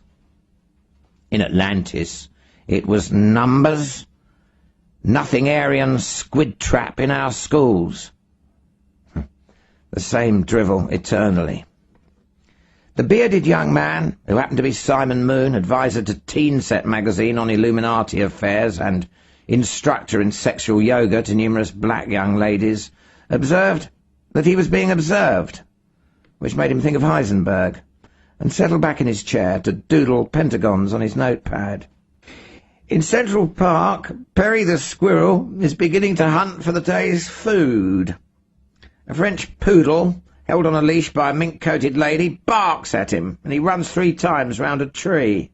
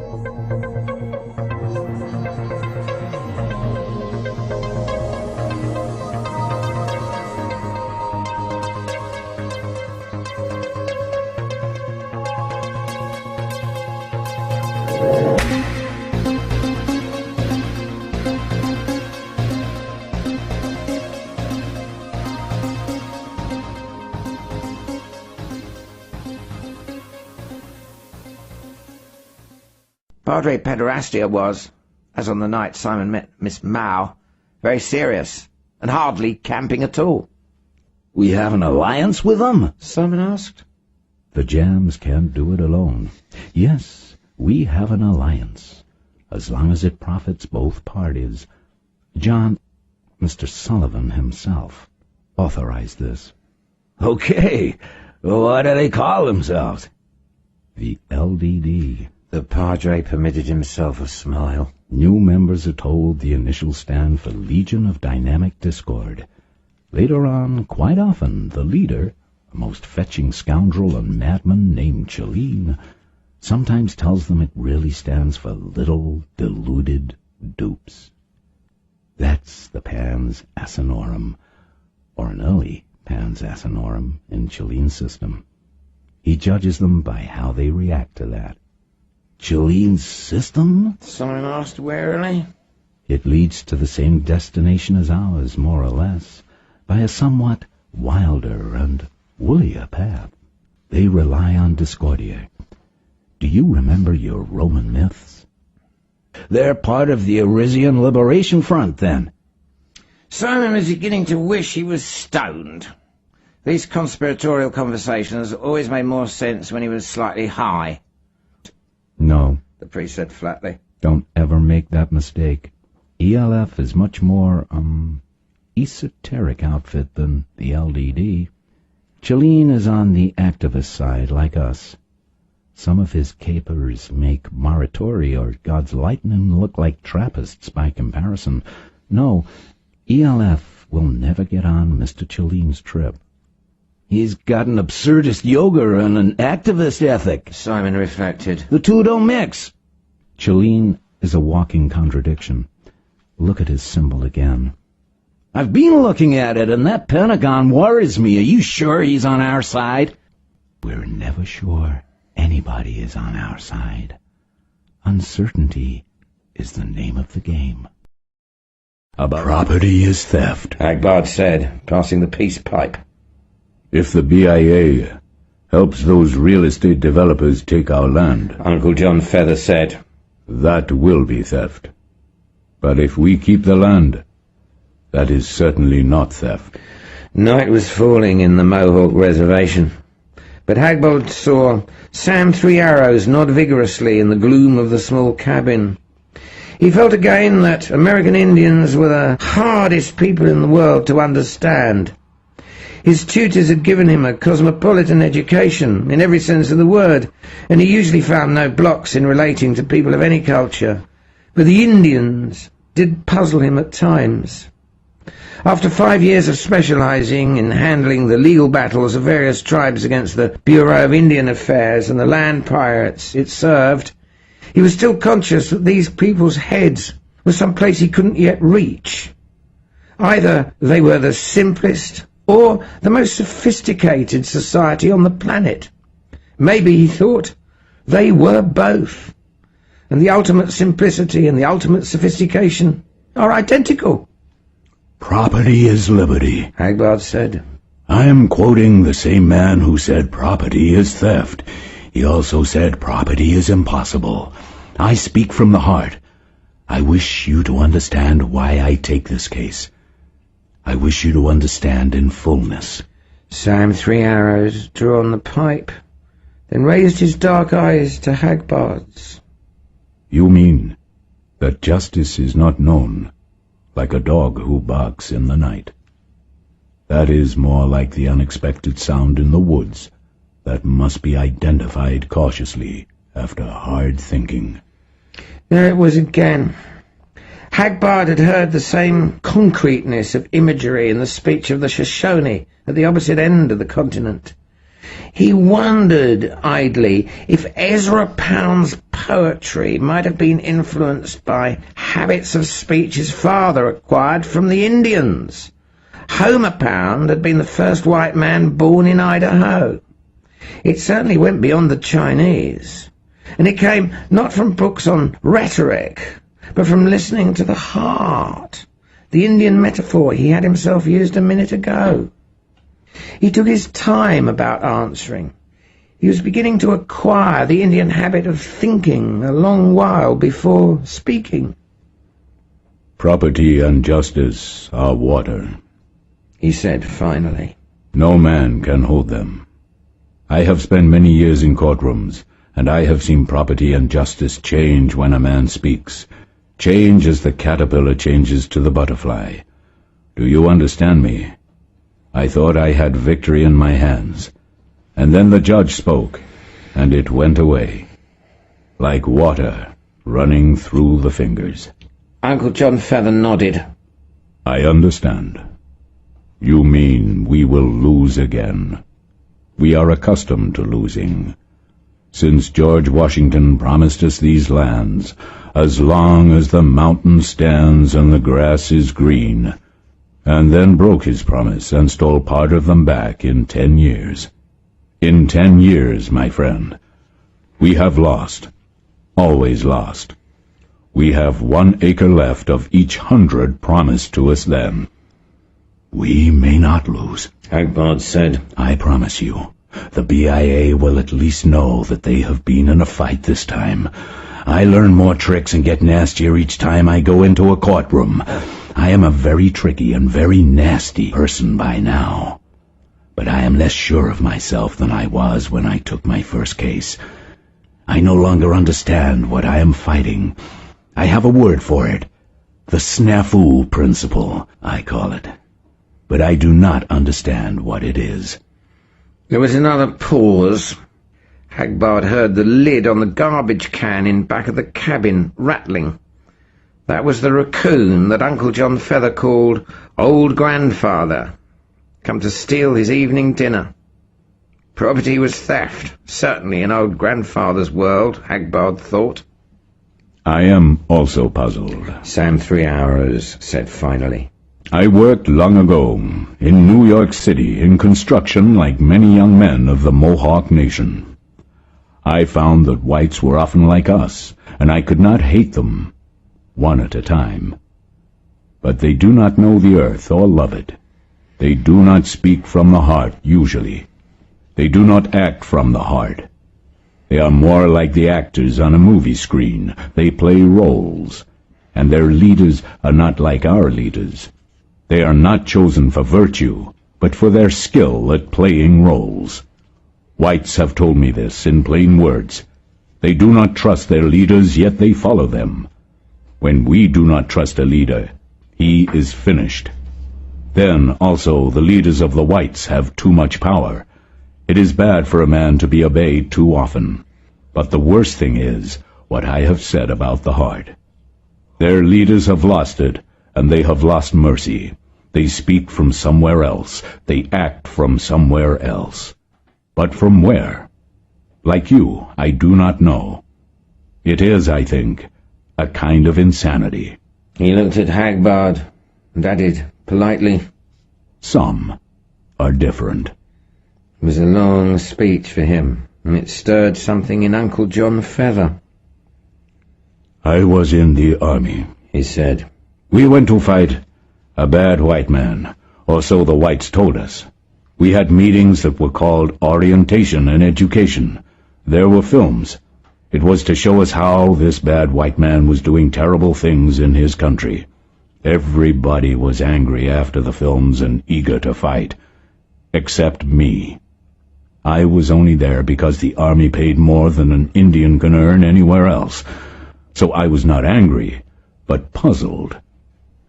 There was nothing that this white leader did that the white leaders in this country do not also do. They told us about a place named Lidicy. It was much like Wounded Knee. They told us of families moved thousands of miles to be destroyed. It was much like the Trail of Tears.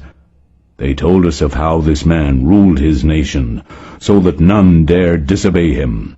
It was much like the way white men work in corporations in New York City, as Sam has described it to me. I asked another soldier about this, a black white man. He was easier to talk to than the regular white man. I asked him what he thought of the orientation and education. He said it was shit, and he spoke from the heart. I thought about it a long time, and I knew he was right. The orientation and education was shit. When the men from the BIA come here to talk, it is the same. Shit. But let me tell you this. The Mohawk Nation is losing its soul. Soul is not like breath or blood or bone, and it can be taken in ways no man understands. My grandfather had more soul than I have, and the young men have less than me. But I have enough soul to talk to old grandfather, who is a raccoon now. He thinks as a raccoon, and he is worried about the raccoon nation, more than I am worried about the Mohawk Nation. He thinks the raccoon nation will die soon, and all the nations of the free and wild animals. That is a terrible thing, and it frightens me. When the nations of the animals die, the earth will also die. That is an old teaching, and I cannot doubt it. I see it happening already.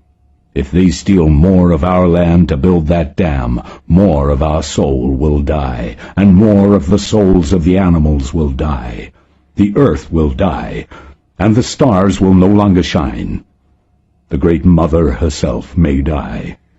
The old man was crying unashamedly.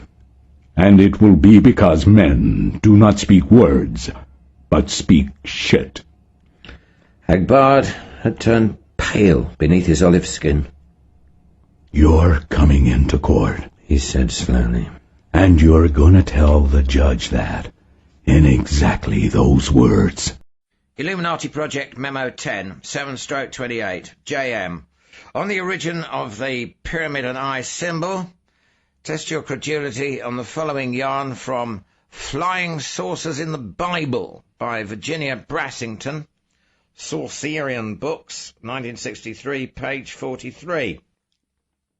The Continental Congress had asked Benjamin Franklin, Thomas Jefferson, and John Adams to arrange for a seal for the United States of America.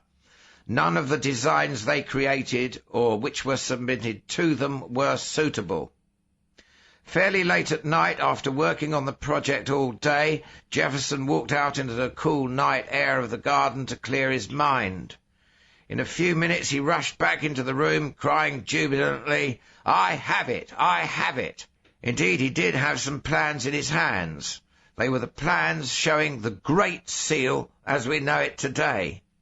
Asked how he got the plans, Jefferson told a strange story. A man approached him wearing a black cloak that practically covered him, face and all, and he told him that he, the stranger, knew they were trying to devise a seal, and that he had a design which was appropriate and meaningful. After the excitement died down, the three went into the garden to find the stranger, but he was gone. Thus neither these founding fathers nor anybody else ever knew who really designed the Great Seal of the United States. Pat. Illuminati Project Memo 11, 7/29, JM. The latest I've found on the Iron Pyramid is in a San Francisco Underground paper. Planet, San Francisco, July 1969, Volume 1, Number 4, suggesting it as a symbol for Timothy Leary's political party when he was running for governor of California instead of just running. The emblem is a tentative design for the party's campaign button. One wag suggests that everyone cut out the circle from the back of a dollar bill and send the holy dollar to Governor Leary so he can wallpaper his office with them. Then paste the emblem on your front door to signify your membership in the party. Translations. The year of the beginning new secular order. Both translations are wrong, of course. Annuit coeptis means he blesses our beginning, and Novus Ordo Seclorum means a new order of the ages.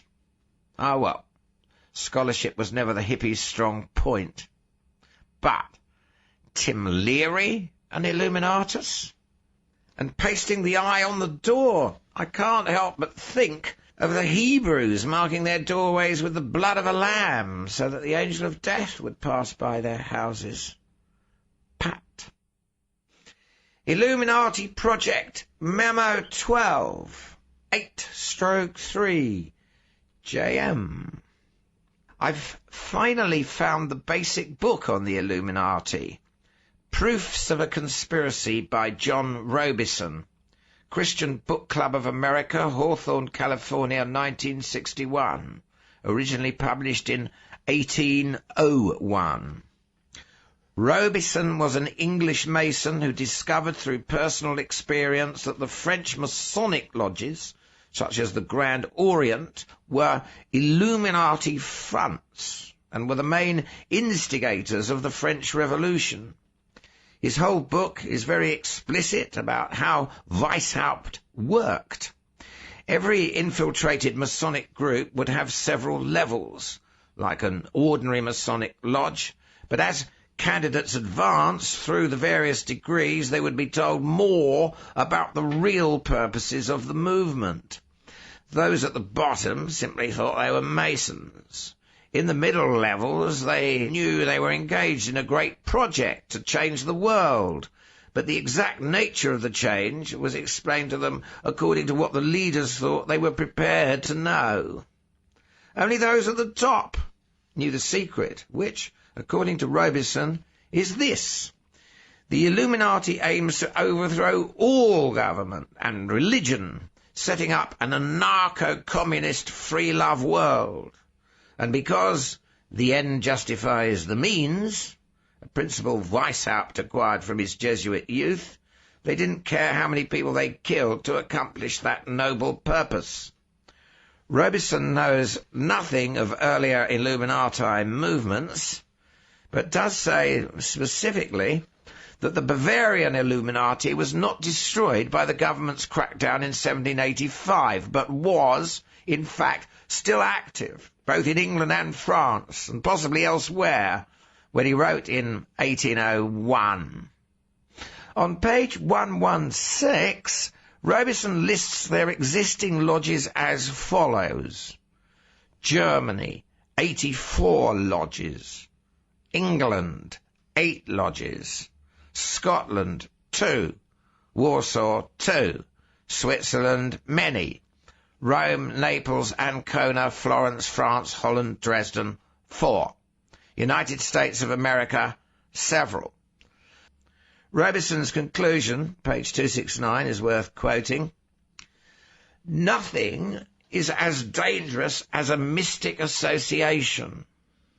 The object remaining a secret in the hands of the managers, the rest simply put a ring in their own noses by which they may be led about at pleasure. And still panting after the secret, they are the more pleased the less they see. Pat. At the bottom of the page was a note in pencil, scrawled with a decisive masculine hand. It said, "In the beginning was the Word, and it was written by a baboon." Illuminati Project, Memo 13, 8/5. JM. The survival of the Bavarian Illuminati throughout the 19th century and into the 20th is the subject of World Revolution by Nestor Webster, Constable and Company, London, 1921. Mrs. Webster follows Robison fairly closely on the early days of the movement up to the French Revolution, but then veers off and says that the Illuminati never intended to create their utopian anarcho-communist society. That was just another of their masks. Their real purpose was dictatorship over the world, and so they soon formed a secret alliance with the Prussian government. All subsequent socialist, anarchist, and communist movements are mere decoys, she argues, behind which the German General Staff and the Illuminati are plotting to overthrow other governments so Germany can conquer them. She wrote right after England fought Germany in the First World War. I see no way of reconciling this with the Birch's thesis that the Illuminati has become a front for the Rhodes Scholars to take over the world for English domination. Obviously, as Robison states, the Illuminati say different things to different people to get them into the conspiracy. As for the links with modern communism, here are some passages from her pages 234 to 45. But now that the First Internationale was dead, it became necessary for the secret societies to reorganize. And it is at this crisis that we find that formidable sect springing to life again, the original Illuminati of Weishaupt. What we do know definitely is that the society was refounded in Dresden in 1880, that it was consciously modelled on its 18th century predecessor is clear from the fact that its chief, one Leopold Engel, was the author of a lengthy panegyric on Weishaupt and his order, entitled Geschichte des Illuminatenordens, published in 1906. In London, a lodge called by the same name carried on the rite of Memphis, founded, it is said, by Cagliostro on Egyptian models, and initiated adepts into Illuminized Freemasonry. Was it a mere coincidence that in July 1889 an International Socialist Congress decided that May the 1st, which was the day on which Weishaupt founded the Illuminati, should be chosen for an annual international labour demonstration? Pact. Illuminati Project, Memo 14, 8/6, JM. And here's still another version of the origin of the Illuminati from the Kabbalist Eliphas Levi. The History of Magic by Eliphas Levi, Borden Publishing Company, Los Angeles, 1963, page 65. He says there were two Zoroasters, a true one who taught white right-hand magic and a false one who taught black left-hand magic, he goes on. To the false Zoroaster must be referred the cultus of material fire and that impious doctrine of divine dualism, which produced at a later period the monstrous gnosis of Manes and the false principles of spurious masonry. The Zoroaster in question was the father of that materialized magic which led to the massacre of the Magi and brought their true doctrine at first into proscription and then oblivion. Inspired by the spirit of truth, the Church was forced to condemn, under the names of magic, Manichaeanism, Illuminism, and Masonry, all that was in kinship, remote or approximate, with the primitive profanation of the mysteries. One signal example is the history of the Knights Templar, which has been misunderstood to this day. Levi does not elucidate that last sentence. It is interesting, however, that Nestor Webster, see Memo 13, also traced the Illuminati to the Knights Templar, whereas Darrow and most other sources track them eastward to the Hashishim. Is all this making me paranoid? I'm beginning to get the impression that the evidence has not only been hidden in obscure books, but also made confusing and contradictory to discourage the researcher. Pat. Scrawled on the bottom of this memo was a series of jottings in the same masculine hand. Malik's, Saul guessed. that had jotted the baboon reference on Memo 12.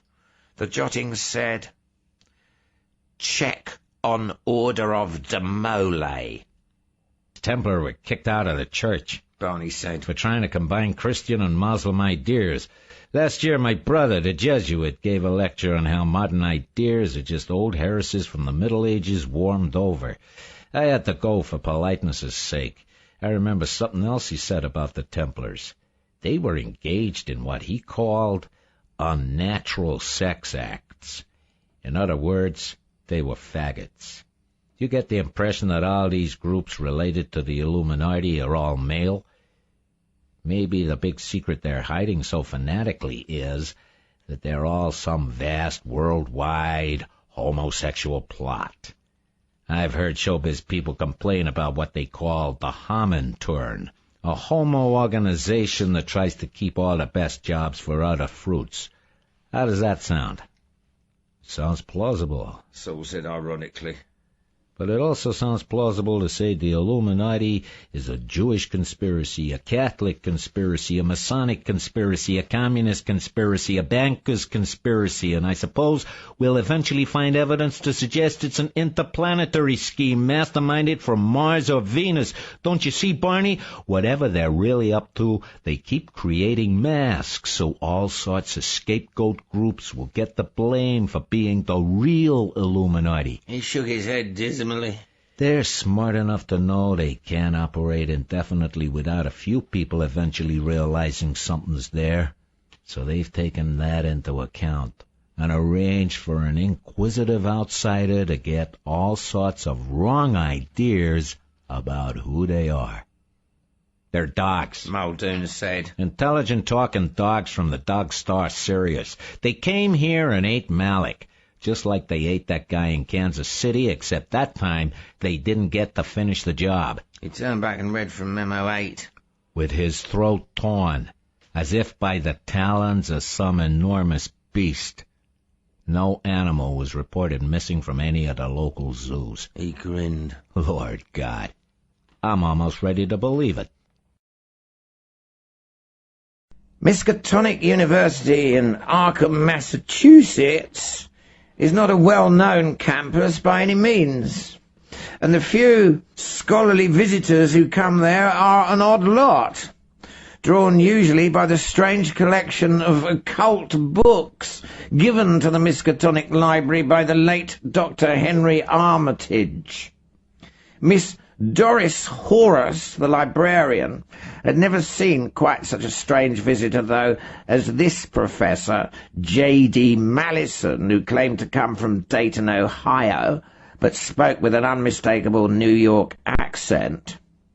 Considering his furtiveness, she found it no surprise that he spent the whole day, June the 26th, 1969, poring over the rare copy of Dr. John Dee's translation of the Necronomicon of Abdul al-Hatzred. That was the book most of the queer ones went for. That, or the Book of Sacred Magic of Abramelin the Mage. Doris didn't like the Necronomicon, although she considered herself an emancipated and free-thinking young woman. There was something sinister, or to be downright honest about it, perverted about that book, and not in a nice, exciting way, but in a sick and frightening way. All those strange illustrations, always with 5-sided borders, just like the Pentagon in Washington. But with these people inside doing all these freaky sex acts with these other creatures who weren't people at all. It was, frankly, Doris's opinion that old Abdul al-Hatzred had been smoking some pretty bad grass when he dreamed up those things. Or maybe it was something stronger than grass. She remembered one sentence from the text. Only those who have eaten a certain alkaloid herb, whose name it were wise not to disclose to the unilluminated, may in the fleshy see a Shoggoth. I wonder what a Shoggoth is, Doris thought idly. Probably one of those disgusting creatures that the people in the illustrations are doing those horny things with. Ugh. She was glad when J.D. Mallison finally left and she could return the Necronomicon to its position on the closed shelves. She remembered the brief biography of crazy old Abdul al-Hatzred that Dr. Armitage had written and also given to the library. Spent 7 years in the desert and claimed to have visited Irem, the city forbidden in the Koran, which al-Hatzred asserted was of pre-human origin. Silly. Who was around to build cities before there were people? Those Shoggoths? An indifferent Moslem, he worshipped beings whom he called Yog-Sothoth and Cthulhu.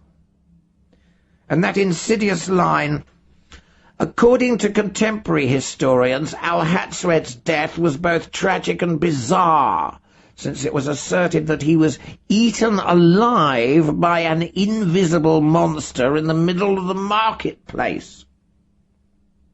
Dr. Armitage had been such a nice old man, Doris remembered, even if his talk about Kabbalistic numbers and Masonic symbols was a little peculiar at times. Why would he collect such icky books by creepy people?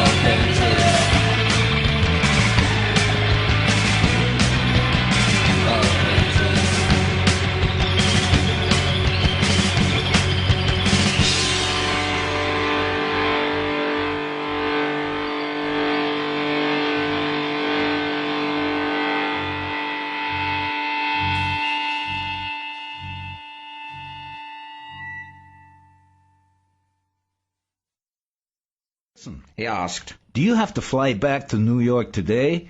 Can you possibly stay over a night? I got something I'd like you to see. It's time we started reaching people in your generation and really showing you instead of just telling you. Are you game?"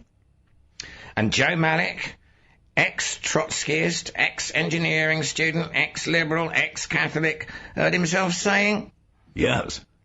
And heard a louder voice, unspeaking, uttering a more profound, "Yes." Deep inside himself, he was game.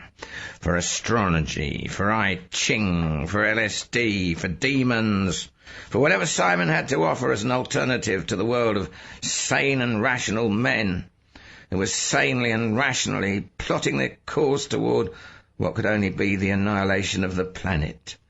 We shall not be moved. God is dead, The priest chanted. God is dead. The congregation repeated in chorus. God is dead. We are all absolutely free. The priest intoned more rhythmically.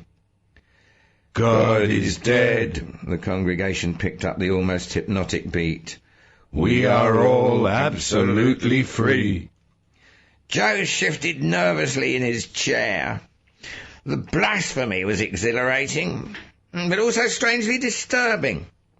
He wondered how much fear of hell still lingered in the back corridors of his skull, left over from his Catholic boyhood. They were in an elegant apartment high above Lakeshore Drive. We always meet here, Simon had explained, because of the acrostic significance of the street name. And the sounds of the automobile traffic far below mingled strangely with the preparations for what Joe already guessed was a black mass. Do what thou wilt shall be the whole of the law, the priest chanted. Do what thou wilt shall be the whole of the law, Joe repeated with the rest of the congregation. The priest, who was the only one who had not removed his clothes before the beginning of the ceremony, was a slightly red-faced middle-aged man in a Roman collar, and part of Joe's discomfort derived from the fact that he looked so much like every Catholic priest he had known in his childhood. It had not helped matters that he had given his name, when Simon introduced Joe to him, as Padre Pederastia, which he pronounced with a very campy inflection, looking flirtatiously directly in Joe's eyes. The congregation divided, in Joe's mind, into two easily distinguishable groups. Poor full-time hippies from the Old Town area, and rich part-time hippies from Lakeshore Drive itself, and no doubt also from the local advertising agencies on Michigan Avenue. There were only 11 of them, however, including Joe, and Padre Pederastia made 12. Where was the traditional 13th? Prepare the pentad, Padre Pederastia commanded. Simon and a rather good-looking young female, both quite unself-conscious in their nakedness, arose and left the group, walking toward the door which Joe had assumed led to the bedroom area. They stopped to take some chalk from a table on which hashish and sandalwood incense were burning in a goat's head taper, then squatted to draw a large pentagon on the blood-red rug. A triangle was then added to each side of the pentagon, forming a star, the special kind of star Joe knew, which was known as pentagram, symbol of werewolves and also of demons. He found himself remembering the corny old poem from the Lon Chaney Jr. movies, but it suddenly didn't sound like kitsch anymore. Even a man who is pure of heart and says his prayers by night can turn to a wolf when the wolfbane blooms and the autumn moon is bright. I-O, the priest chanted raptly. I-O, the chorus came. I-O, E-O, Evo-A. The chant rose weirdly. I-O, E-O, Evo-A. The rhythmic reply came in cadence. Joe felt a strange, ashy, acrid taste gathering in his mouth, and a coldness creeping into his toes and fingers. The air, too, seemed suddenly greasy and unpleasantly, mucidly moist. I-O, E-O, Evo-A. The priest screamed in fear or in ecstasy. I-O, E-O, Evo-A. Joe heard himself joining the others.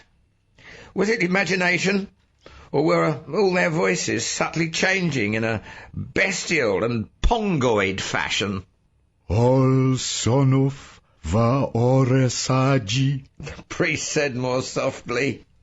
All son of Va-ore-si-saji, they chorused. It is accomplished, the priest said. We may pass the guardian. The congregation arose and moved toward the door. Each person, Joe noticed, was careful to step into the pentagram and pause there a moment, gathering strength before actually approaching the door. When it was his turn, he discovered why. The carving on the door, which had seemed merely obscene and ghoulish from across the room, was more disturbing when you were closer to it. It was not easy to convince yourself that those eyes were just a trick of trompe l'oeil. The mind insisted on feeling that they very definitely looked at you, and not affectionately, as you passed. This thing was the Guardian, which had to be pacified before they could enter the next room. Joe's fingers and toes were definitely freezing, and autosuggestion didn't seem a very plausible explanation. He seriously wondered about the possibility of frostbite. But then he stepped into the pentagram, and the cold suddenly decreased. The eyes of the Guardian were less menacing, and a feeling of renewed energy flowed through his body, such as he had experienced in a sensitivity training session after he had been cajoled by the leader into unleashing a great deal of pent-up anxiety and rage by kicking, screaming, weeping and cursing. He passed the Guardian easily and entered the room where the real action would occur. It was as if he had left the 20th century. The furnishings and the very architecture were Hebraic, Arabic, and medieval European, all mixed together in a most disorienting way, and entirely unrelieved by any trace of the modern or functional. A black draped altar stood in the centre, and upon it lay the 13th member of the coven. She was a woman with red hair and green eyes, the traits which Satan supposedly relished most in mortal females. There had been a time, Joe remembered, when any woman having those features was automatically suspected of witchcraft. She was, of course, naked, and her body would be the medium through which this strange sacrament would be attempted. What am I doing here? Joe thought frantically. Why don't I leave these lunatics and get back to the world I know? The world where all the horrors are, after all, merely human. But he knew the answer. Notes found by a TWA stewardess in a seat vacated by a Mr. John Mason after a Madison, Wisconsin to Mexico City flight, June the 29th, 1969. We only robbed from the banks what the banks robbed from the people. Dillinger, Crown Point Jail, 1934. Could have come from any anarchist text. Lucifer, bringer of light. Weishaupt's illumination and Voltaire's enlightenment, from the Latin lux, meaning light. Christianity, all in threes, Trinity, etc. Buddhism in fours. Illuminism in fives. A progression? Hopi teaching. All men have 4 souls now, but in future will have 5 souls. Find an anthropologist for more data on this. Who decided the Pentagon building should have that particular shape? Kick out the jams. Cross-check. Yog-Sothoth in Pnactotic manuscripts could be Yog-Sothoth. Must get Simon to explain the yellow sign and the Aklo chants. Might need protection. C says the H-neophobe type outnumbers us 1,000 to 1. If so, all this is hopeless. What gets me is how much has been out in the open for so long. Not just in Lovecraft, Joyce, Melville, etc., or in the Bugs Bunny cartoons, but in scholarly works that pretend to explain. Anybody who wants to go to the trouble can find out, for instance, that the secret of the Eleusinian mysteries was the words whispered to the novice after he got the magic mushroom. Osiris is a black god. 5 words, of course, but no historian, archaeologist, anthropologist, folklorist, etc. has understood. or those who did understand didn't care to admit it. Can I trust C?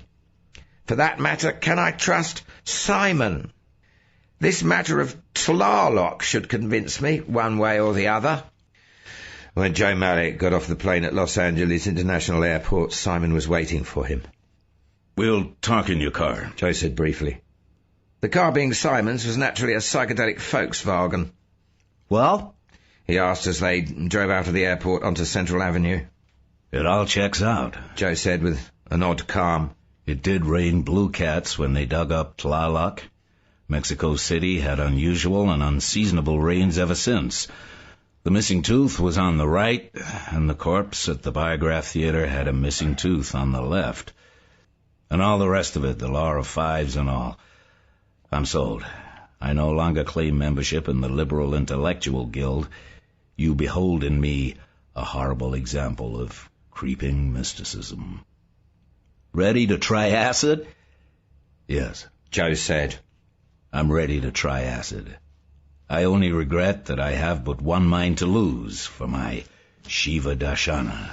Right on. First, though, you'll meet him. I'll drive right to his bungalow. It's not far from here. Simon began humming as he drove. Joe recognized the tune as the Fugs' Ramesses II is dead, my love. They drove for a while in silence, and Joe finally asked, How old is our little group exactly? Since 1888, Simon said. That's when Rhodes horned in and they kicked out the jams, like I told you in Chicago after the Sabbath. And Karl Marx, a schmuck, a dupe, a nebish from the word go. Simon made an abrupt turn. Here we are at his house, the greatest headache they had since Harry Houdini knocked out their spiritualist fronts. He grinned. How do you think you'll feel talking to a dead man? Weird, Joe said. But I felt weird for the last week and a half. Simon parked the car and held the door open. Just think, he said. Hoover's sitting there every day with the death mask on his desk, and half suspecting deep down in his bones how we suck at him. They crossed the yard of the small, modest bungalow. What a front, huh? Simon chuckled. He knocked. A little old man. He was 5'7" exactly, Joe remembered from the FBI files. Opened the door. Here's our new recruit, Simon said simply. Come in, John Dillinger said. And tell me how an asshole egghead like you can help us beat the shit out of those motherfucking Illuminati cocksuckers.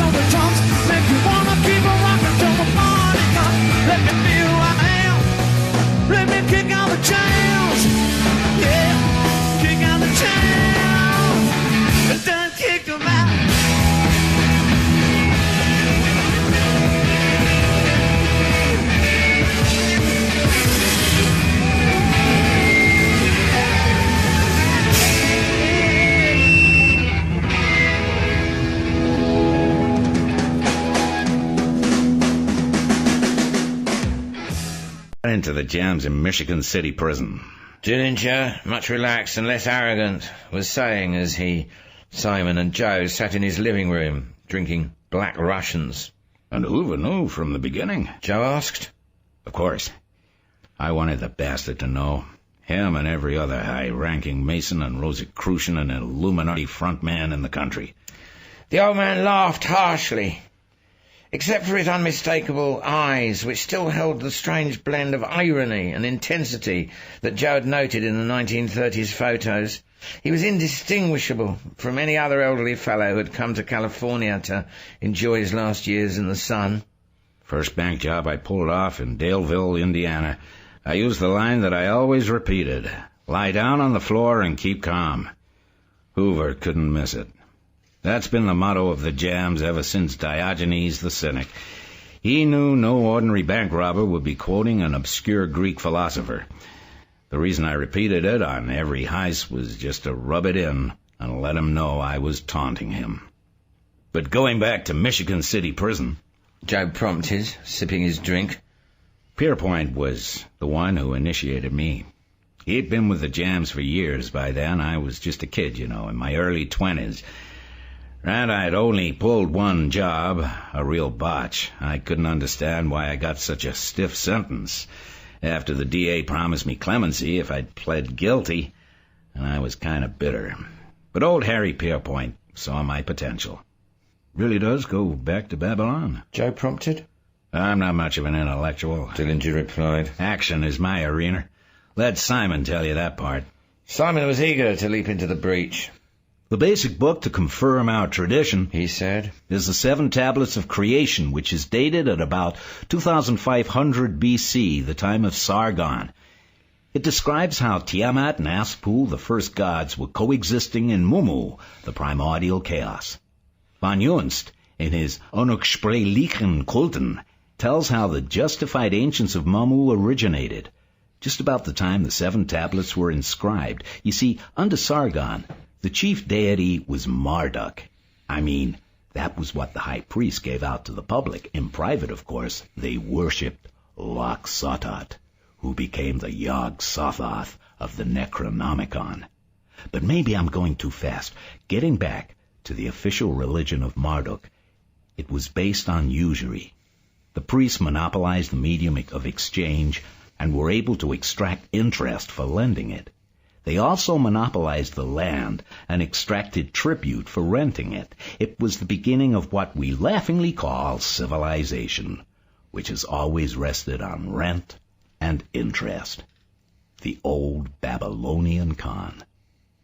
The official story was that Mumu was dead, killed in the war between the gods. When the first anarchist group arose, they called themselves Justified Ancients of Mumu, like Lao Tse and the Taoists in China. They wanted to get rid of usury and monopoly and all the other pig shit of civilization and go back to a natural way of life. So, grok, they took the supposedly dead god Mumu and claimed he was still alive and was actually stronger than all the other gods. They had a good argument. Look around, they say. What do you see most of? Chaos, right? Therefore, the god of chaos is the strongest god and is still alive. Of course, we got our ass whipped good. We were just no match for the Illuminati in those days. Didn't have a clue about how they performed their miracles, for instance. So we got our asses whipped again in Greece when the jams got started again as part of the Cynic movement. By the time the whole thing was happening again in Rome, usury and monopoly and the whole bag of tricks, the truce took place.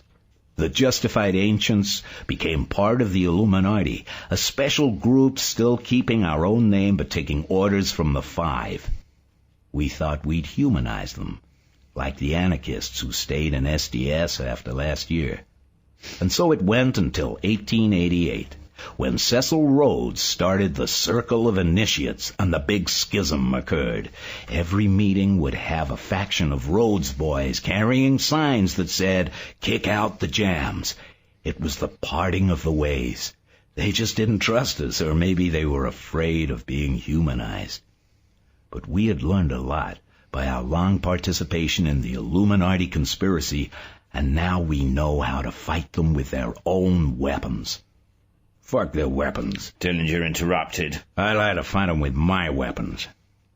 You're behind the big unsolved bank robberies of the last few years. Sure, just in the planning, though. I'm too old to vault over tellers' cages and carry on like I did back in the 30s. John is also fighting on another front. Simon interjected. Dillinger laughed. Yeah. He said, I'm the president of Laughing Buddha Jesus Phallus, Inc. You've seen him. If it's not an LBJP, it's not an LP. Laughing Buddha Jesus Phallus? Joe exclaimed. My God, you put out the best rock in the country, the only rock a man my age can listen to without wincing. Thanks, Dillinger said modestly. Actually, the Illuminati own the companies that put out most of the rock. We started Laughing Buddha Jesus Phallus to counterattack. We were ignoring that front until they got the MC5 to cut a disc called Kick Out the Jams, just to taunt us with old bitter memories. So we came back with our own releases, and the next thing I know, well, I was making bales of money from it. We've also fed information through third parties to Christian Crusade in Tulsa, Oklahoma, so they could expose some of what the Illuminati are doing in the rock field. You've seen the Christian Crusade publications, Rhythm, Riots and Revolution and Communism, Hypnotism and the Beatles and so forth? Yeah, Joe said absently. I thought it was nut literature. It's so hard, he added, to grasp the whole picture. You'll get used to it. Simon smiled. It just takes a while to sink in. Give him a hint, John. Simon suggested with an anticipatory grin. Tell him how you got out of Crown Point jail. I've read 2 versions of that, Joe said. Most of the sources claim you carved a fake gun out of balsa wood and dyed it black with your shoe polish. Toland's book says that you made that story up and leaked it out to protect the man who really managed the break for you, a federal judge that you bribed to smuggle in a real gun. Which was it? Neither, Dillinger said. Crown Point was known as the escape-proof jail before I crashed out of it, and believe me, it deserved the name. You want to know how I did it? I walked through walls. The picture I get is not a grand puppet master moving everybody on invisible strings, but some sort of million-armed octopus. A millipus, let's call it. Constantly reaching out tentacles and often drawing back nothing but a bloody stump, crying, "Foiled again." But the millipus is very busy and quite resourceful. If it controlled the planet, it could choose either operating in the open or retaining secrecy. But since it doesn't have that omnipotence yet, it must choose to be as anonymous as possible. Therefore, many of its tentacles will be probing around in the areas of publication and communications. It wants to know when somebody is investigating it or getting ready to publicize an investigation he's already completed. Finding such a person, it then has 2 choices: kill him or neutralize him. Killing may be resorted to in certain emergencies, but will be avoided when possible. You never know when a person of that sort has stashed extra copies of his documents in various unexpected places to be released in the event of his death. Neutralization is best, almost always. Saul paused to relight his pipe, and Muldoon thought, the most unrealistic aspect of Doyle's stories is Watson's admiration at these moments. I'm just irritated because he makes me feel like a chump for not seeing it myself.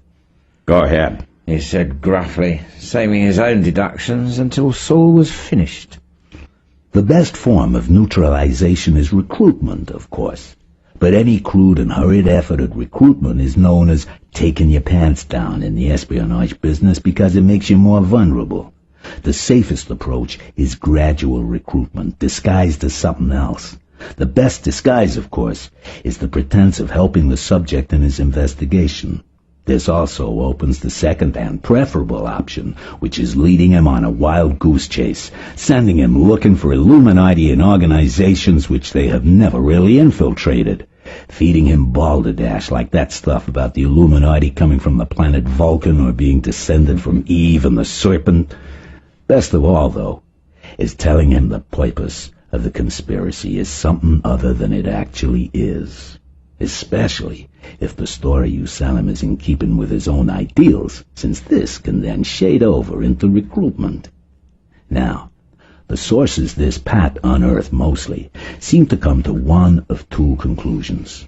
The Illuminati doesn't exist anymore, or the Illuminati is virtually identical with Russian communism. The first I reject, because Malik and Pat have both disappeared, and 2 buildings, one here in New York and one way down in Mad Dog, have been bombed in a series palpably linked with an investigation of the Illuminati. You've already accepted that, but the next step is just as obvious. If the Illuminati tries to distort whatever publicity cannot be avoided, then we should look at the idea that the Illuminati is communist-orientated as skeptically as we look at the idea that they don't even exist. So, let's look at the opposite hypothesis. Could the Illuminati be a far-right or fascist group? Well, if Malik's information was in any way accurate, they seem to have some kind of special headquarters or central office in Mad Dog, and that's Ku Klux and God's Lightning territory. Also, whatever their history before Adam Weishaupt, they seem to have gone through some reformation and revitalization under his leadership. He was a German and an ex-Catholic, just like Hitler. Considering the proclivities of the German character, Weishaupt could likely be an anti-Semite. Take up the many doctrine links between Illuminism and Freemasonry, and the known anti-Catholicism of the Masonic movement. Add in the fact that ex-Catholics are frequently bitter against the Church, and both Weishaupt and Hitler were ex-Catholics, and we get a hypothetical anti-Jewish, anti-Catholic, semi-mystical doctrine that would sell equally well in Germany and in parts of America. Finally, while some left extremists might want to kill the Kennedys and Reverend King, all 3 were more likely targets for right-wingers, and the Kennedys would be especially abhorrent to anti-Catholic rightists. A last point, Soul said. Consider the left-wing orientation of confrontation. The editor, Malik, would probably not give much credence to most of the sources quoted in the memos, since the majority are from rightist publications, and most of them allege that the Illuminati is a leftist plot. His most probable reaction will be to dismiss this as another right-wing paranoia, unless he had other sources besides his own research department. Notice how cagey he is. He doesn't tell his associate editor, Peter Jackson, anything about the Illuminati itself, just that he wants a new investigation of the last decade's assassinations. The bottom memo is so old and yellow, it suggests he got his first clue several years ago, but didn't act. Pat asks him why he's hiding all this from the reporter, George Dorn. Finally, he disappears. He was getting information from someplace else, and it revealed a plot he could believe in and finally fear. That would probably be a fascist plot, anti-Catholic, anti-Jewish, and anti-Negro. Muldoon grinned. For once I don't have to play Watson, he thought. Brilliant, He said. You never cease to amaze me, Saul. Would you glance at this, though, and tell me how it fits in? He handed over a piece of paper. I found it in a book on Malik's bedside table. The paper was a brief scrawl in the same handwriting as the occasional jottings on the bottoms of Pat's memos. Pres Garfield, killed by Charles Guiteau, a Roman Catholic. Pres McKinley, ditto by Leon Czolgosz, a Roman Catholic. Pres Theodore Roosevelt, attempted assassination by John Schrank, a Roman Catholic. Pres Franklin Roosevelt, attempted assassination by Giuseppe Zangara, a Roman Catholic. President Harry Truman, attempted assassination by Griselio Torrisola and Oscar Colacho, 2 Roman Catholics. Pres Woodrow Wilson, somewhat mysterious death while tended by a Roman Catholic nurse. Pres Warren Harding, another mysterious death. One rumour, it was suicide, also attended by a Catholic nurse. Pres John Kennedy, assassination inadequately explained. Head of CIA then was John McCone, a Roman Catholic, who helped write the inconclusive and contradictory Warren Report. House of Representatives, March the 1st, 1964. 5 congressmen wounded by Lebron Miranda Cordero Rodriguez assassination squad, all Roman Catholics. When Saul looked up, Barney said pleasantly, I found it in a book, like I said. The book was Rome's responsibility for the assassination of Abraham Lincoln by General Thomas M. Harris. Harris points out that John Wilkes Booth, The Surratt family and all the other conspirators were Catholics, and argues they are acting under orders from the Jesuits. Barney paused to enjoy Saul's expression and went on. It occurs to me that, using your principle that most of the memos are full of false leads, we might question the idea that the Illuminati uses the Masons as a front to gather recruits. They would probably need some similar organization, though, one that exists all over the world, has mysterious rites and secrets, inner orders to which a select few are recruited, and a pyramidal authoritarian structure compelling everybody to take commands from above whether they understand them or not.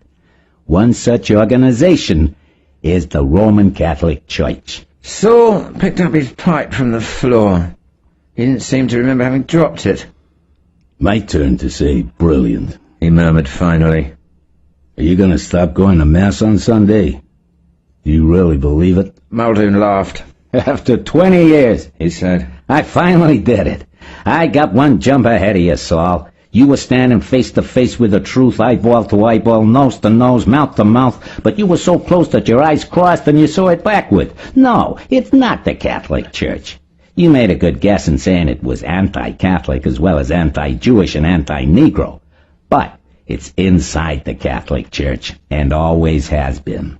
In fact, the Church's efforts to root it out have given Holy Mother Rome a very unfortunate reputation for paranoia and hysteria. Its agents make a special effort to enter the priesthood in order to obtain holy objects for use in their own bizarre rites. They also try to rise as high in the Church as they can to destroy it from within. Many times they've recruited and corrupted whole parishes, whole orders of clergy, even whole provinces. They probably got the Weishaupt when he was still a Jesuit. They've infiltrated that order several times in history, and the Dominicans even more.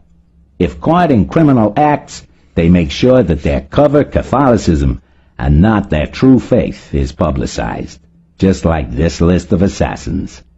Their god is called the Light Bearer, and that's probably where the word illumination comes from. And Malik asked about him a long time ago and was told by this W.H., quite correctly, that they still exist. I'm talking about the Satanists, of course. Then this person, this being, Joe protested, really is supernatural. Supernatural schmoopernatural. Simon grimaced. You're still like the people in that mathematical parable about Flatland. You can only think in categories of right and left, and I'm talking about up and down. So you say supernatural. There is no supernatural. There are just more dimensions than you're accustomed to, that's all. If you were living in Flatland and I stepped out of your plane into a plane at a different angle, it would look to you as if I'd vanished into thin air. Somebody looking down from our three-dimensional viewpoint would see me going off at a tangent from you and wonder why you were acting so distressed and surprised about it. But the flash of light, it's energy transformation. Simon explained patiently. Look, the reason you can only think three-dimensionally is because there are only three directions in cubical space. That's why the Illuminati and some of the kids they've allowed to become partially Illuminized lately refer to ordinary science as square. The basic energy vector coordinates of universe are five-dimensional, of course, and can best be visualized in terms of the five sides of the Illuminati Pyramid of Egypt. 5 sides? Joe objected. It only has 4. You're ignoring the bottom. Oh, go on. Energy is always triangular, not cubical. Bucky Fuller has a line on this, by the way. He's the first one outside the Illuminati to discover it independently. The basic energy transformation we're concerned with is the one Fuller hadn't discovered yet, although he said he's looking for it. The one that ties mind into the matter-energy continuum. The pyramid is the key. You take a man in the lotus position and draw lines from his pineal gland, the third eye, as the Buddhists call it, to his 2 knees, and from each knee to the other. And this is what you get. Simon sketched rapidly in his notepad and passed it over to Joe. When the pineal eye opens, after fear is conquered, after your first bad trip, you can control the energy field entirely. Simon went on. An Irish Illuminatus of the 9th century, Scotus Ergina, put it very simply, in 5 words, of course, when he said, Omnia quia sunt, lumina sunt. All things that are lights. Einstein also put it into 5 symbols when he wrote E equals mc squared. The actual transformation doesn't require atomic reactors and all that jazz once you learn how to control the mind vectors, but it always lets off one hell of a flash, as John can tell you. Damn near blinded me and knocked me on my ass that first time in the woods. Dillinger agreed. But I was sure glad to know the trick. I was never afraid of being arrested after that, 'cause I could always walk out of any jail they put me in. That's why the feds decided to kill me, you know. It was embarrassing to always find me wandering around loose again after a few days after they locked me up. You know the background to the Biograph Theater scam. They killed 3 guys in Chicago without giving them a chance to surrender because they thought I was one of them. Well, those 3 were all wanted in New York for armed robbery, so nobody criticized the cops much for that caper. But then up in Lake Geneva, Wisconsin, they shot 3 very respectable businessmen, and one of them went and died. And Hoover's heroes caught all sorts of crap from the newspapers. So I knew where it was at. I could never again surrender and walk away a few days later. We had to produce a body for them. The old man looked suddenly sad. There was one possibility that we hated to think about. But luckily, it didn't come to that. The gimmick we finally worked out was perfect. And everything really follows the 5's law? Joe asked. More than you can guess. Dillinger remarked blandly. Even when you're dealing with social fields, Simon added. We've run studies of cultures where the Illuminati were not in control, and they still follow Weishaupt's 5-stage pattern.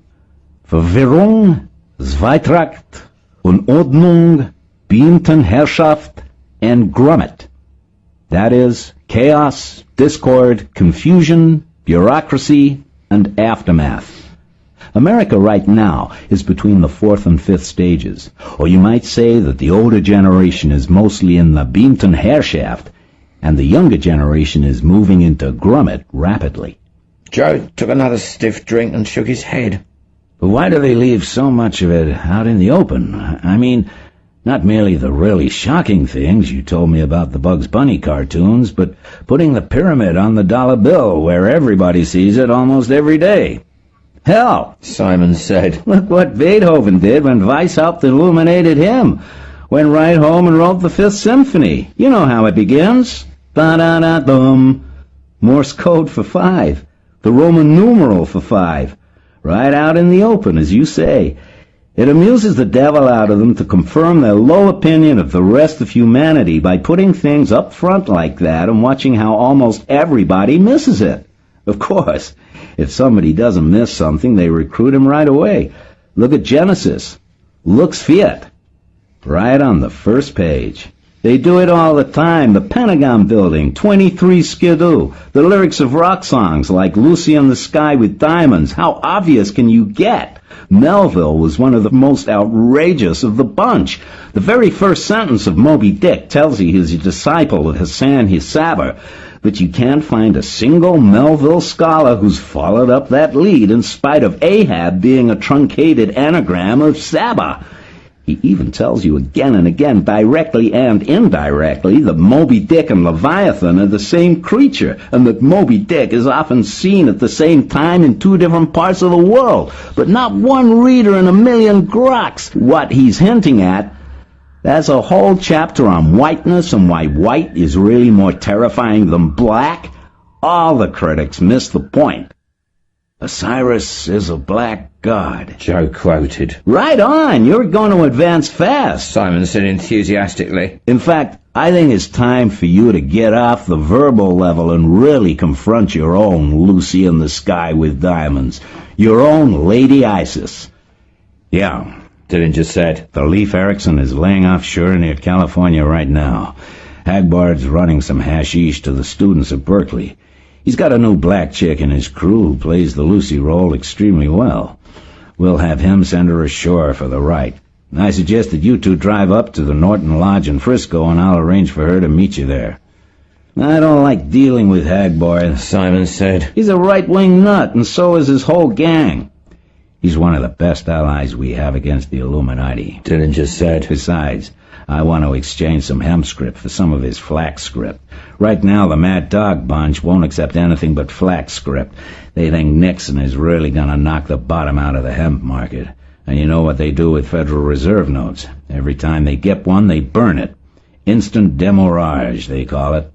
Puerile, Simon pronounced. It'll take decades to undermine the Fed that way.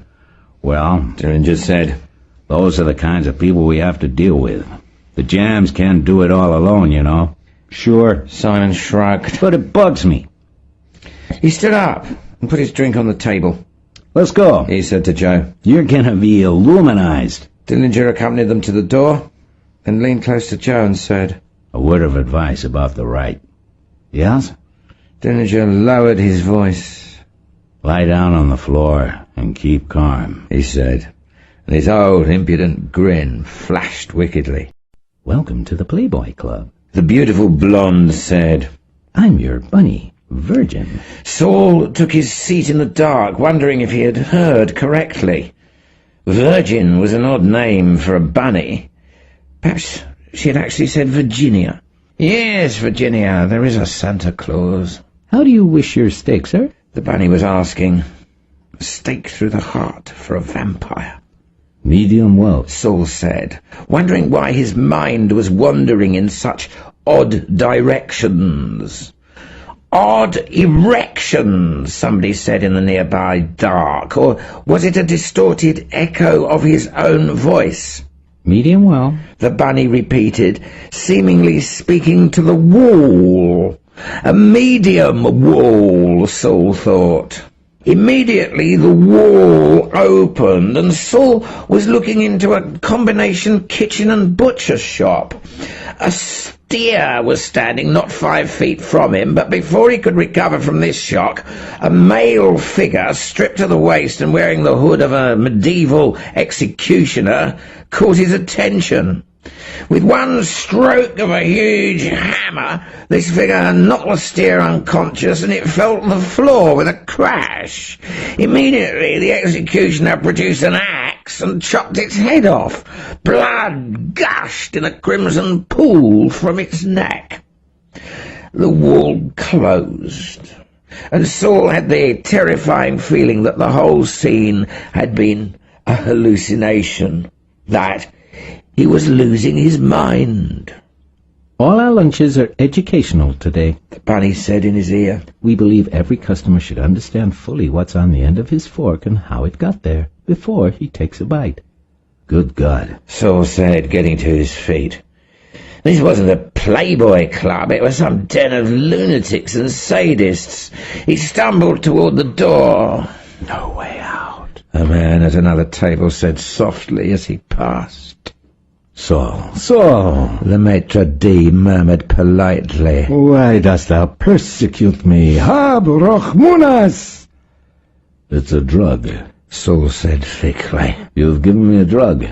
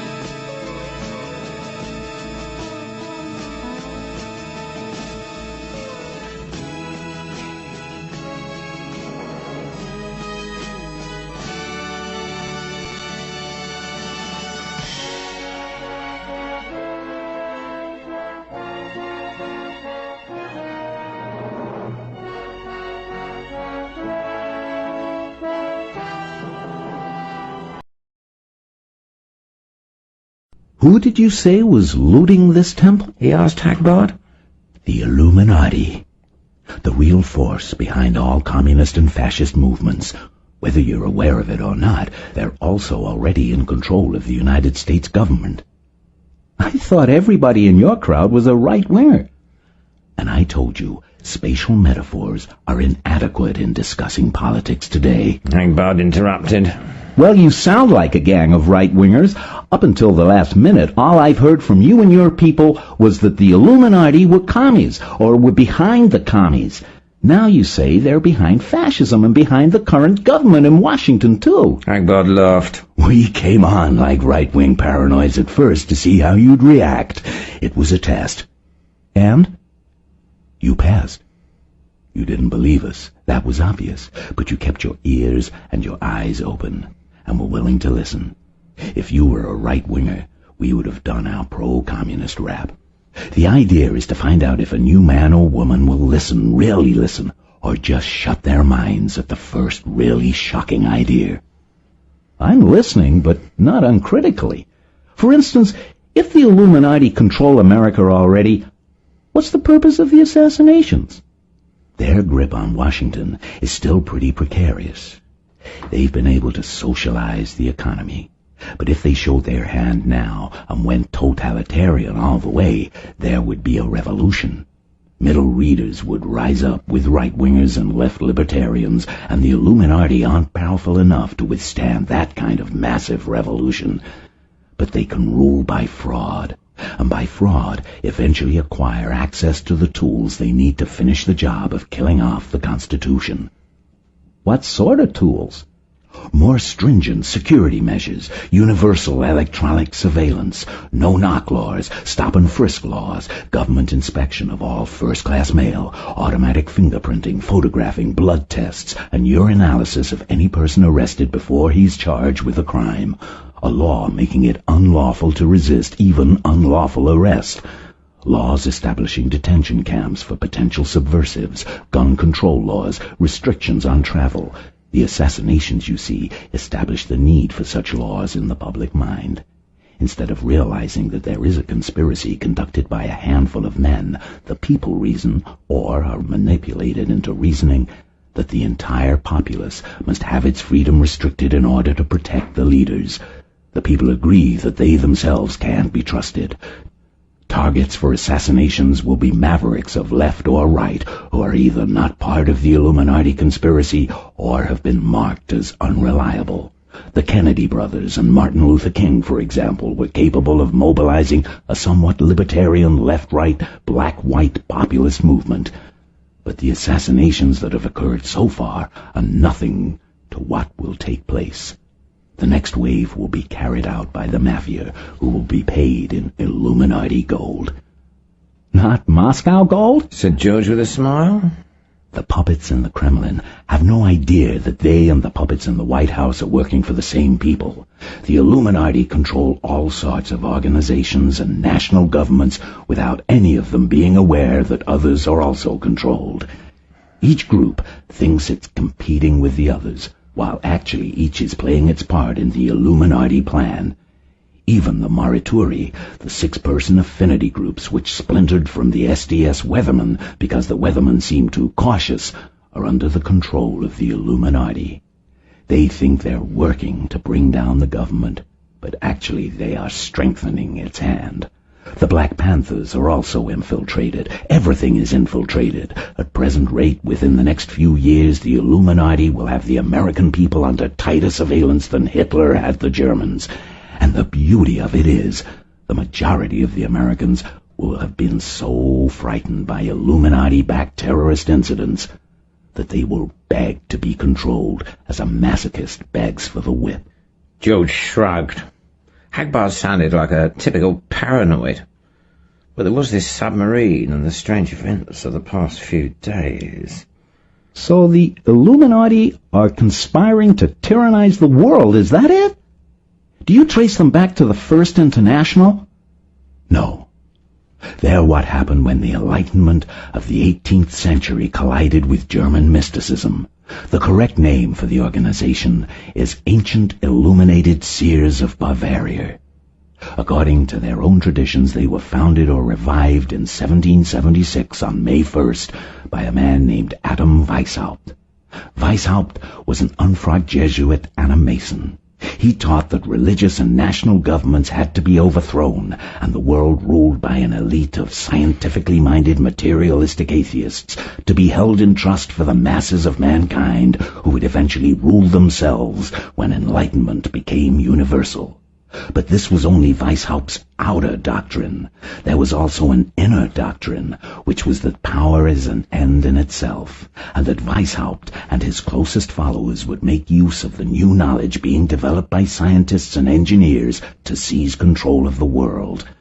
Back in 1776, things were run largely by the church and the feudal nobility, with the capitalists slowly getting a bigger and bigger piece of the pie. Weishaupt declared that these groups were obsolete, and it was time for an elite with a monopoly on scientific and technological knowledge to seize power, instead of producing a democratic society as the outer doctrine promised. The ancient illuminated seers of Bavaria would saddle mankind with a dictatorship that would last forever. Well, it would be logical enough that someone around that time would think of that, said George. And who more likely than a Mason who was an unfrocked Jesuit? You recognize that what I tell you is relatively plausible, said Hagbard. That's a good sign. A sign that it's plausible? Laughed George. No. A sign that you're the kind of person I'm always looking for. Another thing this explains, George said, is why Orthodox Marxism-Leninism, in spite of all its ideals, always turned out to be not worth a shit. Why it's always betrayed the people wherever it established itself. And it explains why there's such an inevitable quality about America's drift toward totalitarianism. Right, said Hagbard. America is the target now. The world will then be much as Orwell predicted in 1984. They bumped him off after it was published, you know. The book hit a little too close to home. He was obviously onto them. The references to inner and outer parties with different teachings, O'Brien's speech about power being an end in itself. And they got him. Orwell, you see, ran across them in Spain, where they were functioning quite openly at one point during the Civil War. But artists also arrive at the truth through their imaginations, if they let themselves wander freely. They're more likely to arrive at the truth than more scientific-minded people. You've just tied 200 years of world history up in a theory that would make me feel I should have myself committed if I accepted it, said George. But I'm drawn to it, I admit. Partly intuitively, I feel you're a person who's essentially sane, not paranoid. Partly because the orthodox version of history that I was taught in school never made sense to me, and I know how people can twist history to suit their beliefs, and therefore I assume that the history I've learned is twisted. Partly because of the very wildness of the idea. If I learned one thing in the last few years, it's that the crazier an idea is, the more likely it is to be true. I think that what you've been telling me is the truth, or a version of it. I don't know whether to trust you completely, but I've got my sign. If the Bavarian Illuminati don't exist, something does. So then, where do we go from here? Hagbard smiled. Spoken like a true homo neophilus, George. Welcome to the tribe. We want to recruit you because you're so gullible. That is, gullible in the right way. You're skeptical about conventional wisdom but attracted to unorthodox ideas, an unfailing mark of a homo neophilus. The human race is not divided into the irrational and the rational, as some idealists think.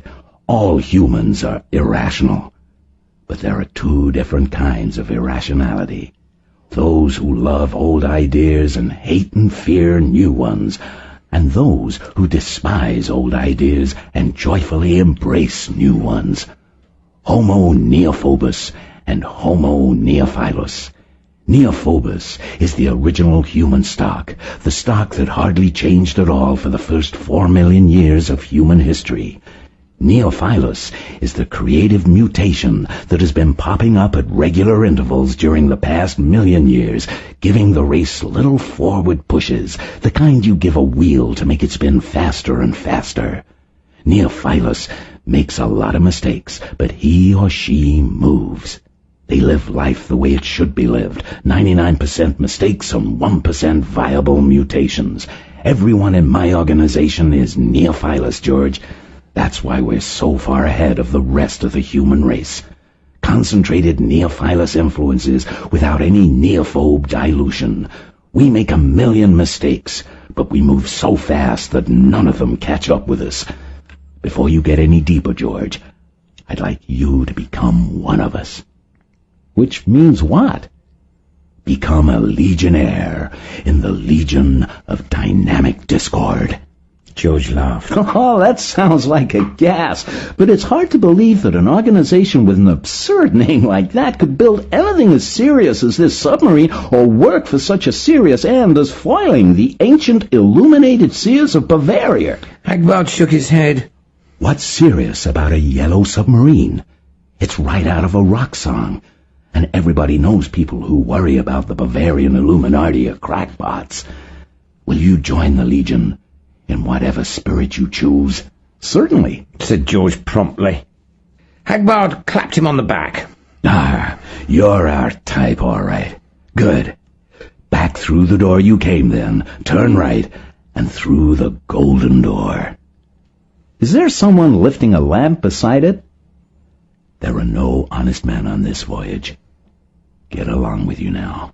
Hagbard's full lips curled in a leer. You're in for a treat. Behind the golden door stood the lovely black receptionist. She had changed into a short red leather skirt that left all of her long legs in view. Her hands rested lightly on her white plastic belt. Hi, Stella, said George. Is that your name? Is it really Stella Maris? Sure. No honest men on this voyage is right. Hagbard was talking to me telepathically. He told me your name. I told you my name when you boarded the sub. You must have forgotten. You've been through a lot. And sad to say, you'll be going through a lot more. I must ask you to remove your clothing. The history of the world is the history of the warfare between secret societies. Ishmael Reed, Mumbo Jumbo. It was the year when they finally immanentized the eschaton. On April the 1st, the world's great powers came closer to nuclear war than ever before, all because of an obscure island named Fernando Poo. By the time international affairs returned to their normal Cold War level, some wits were calling it the most tasteless April Fool's joke in history.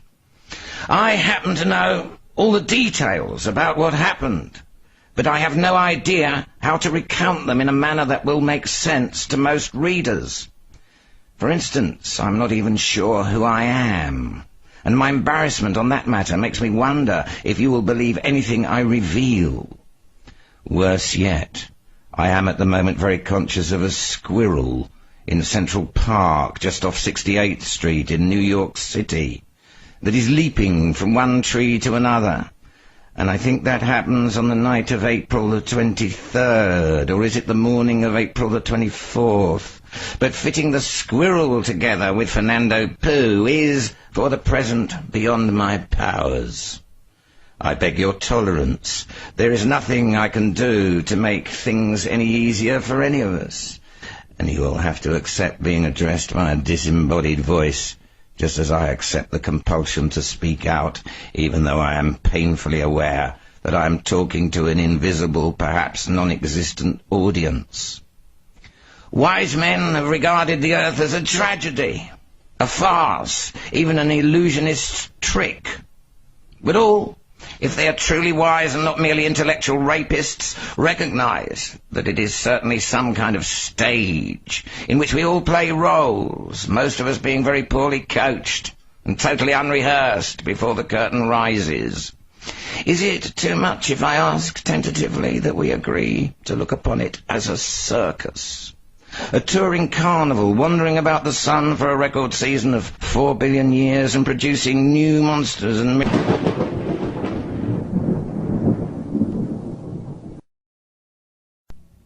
The first reports of the annihilation camps were passed on to the OSS by a Swiss businessman, evaluated as being one of the most trustworthy informants on affairs in Nazi Europe.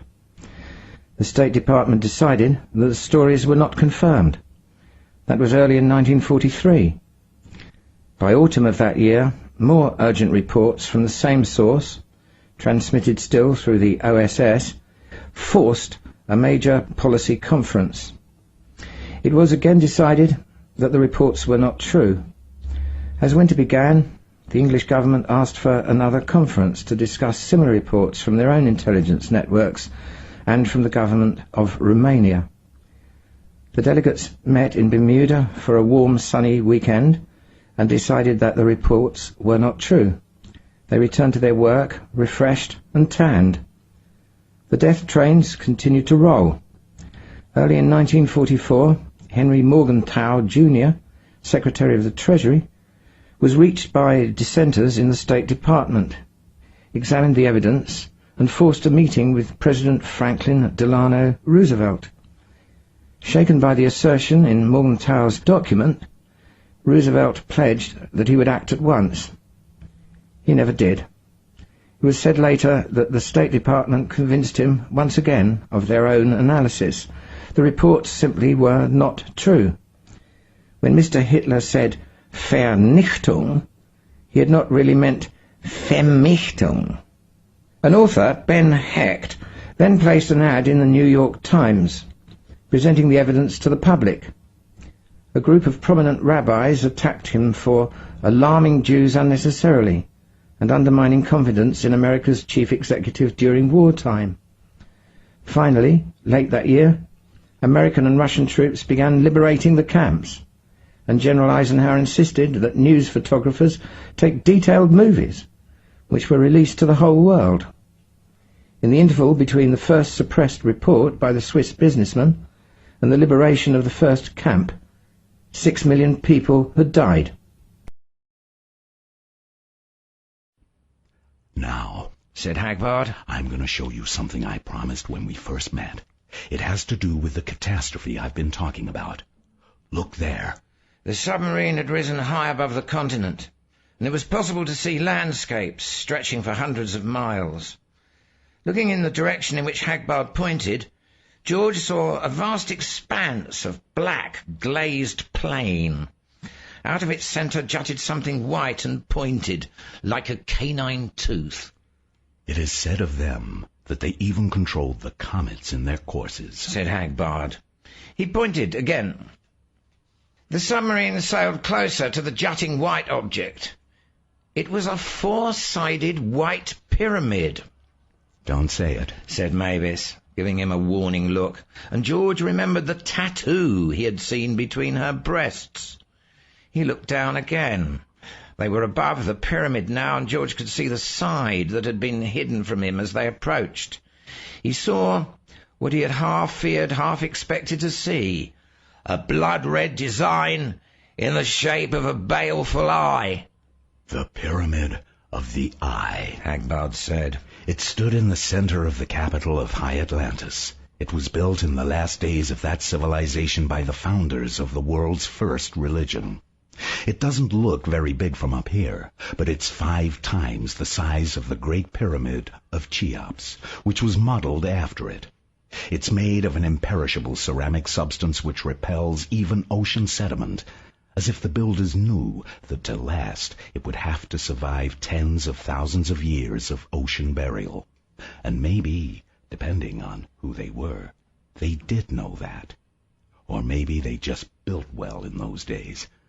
Payas, as you saw, was a pretty durable city, and that was built after High Atlantis fell by the second civilization I spoke of. That second civilization reached a level somewhat more advanced than that of the Greeks and Romans, but it was nothing like its predecessor, and some malevolent force seemed bent on destroying it too, and it was destroyed about 10,000 years ago. Of that civilization we have the evidence of ruins, but of High Atlantis we have only records and legends dug up from later civilizations, and, of course, poetry from the Porpoise Corpus. This is the only artifact, this pyramid. But its existence and durability prove that as long ago as 10 Egypts, a race of men existed whose technology was far advanced beyond what we know today. So advanced that it took 20,000 years for that civilization's successor culture to disappear completely.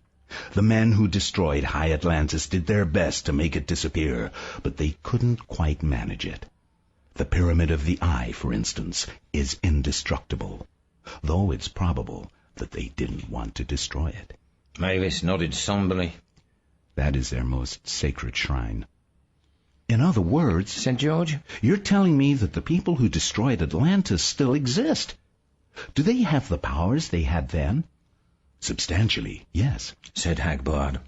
Is this the Illuminati you told me about? Illuminati, or Ancient Illuminated Seers of Bavaria, is one of the names they have used, yes. So they didn't start in 1776. They go a long way back before that, right? Right, said Mavis. Then why did you lie to me about their history? And why the hell haven't they taken over the world by now, if they're all that powerful? When our ancestors were savages, they could have dominated them completely. Hagbard replied, I lied to you, because the human mind can only accept a little of the truth at a time. Also, initiation into Discordianism has stages. The answer to the other question is complicated, but I'll try to give it to you simply. There are 5 reasons.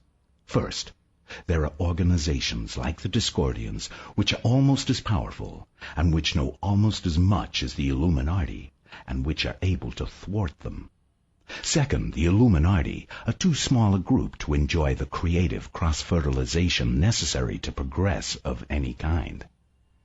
And they have been unable to advance much beyond the technological level they reached 30,000 years ago. Like Chinese mandarins. Third, the Illuminati are hamstrung in their actions by the superstitious beliefs that set them apart from other Atlanteans. As I told you, they're the world's first religion. Fourth, the Illuminati are too sophisticated, ruthless, and decadent to want to take over the world. It amuses them to play with the world.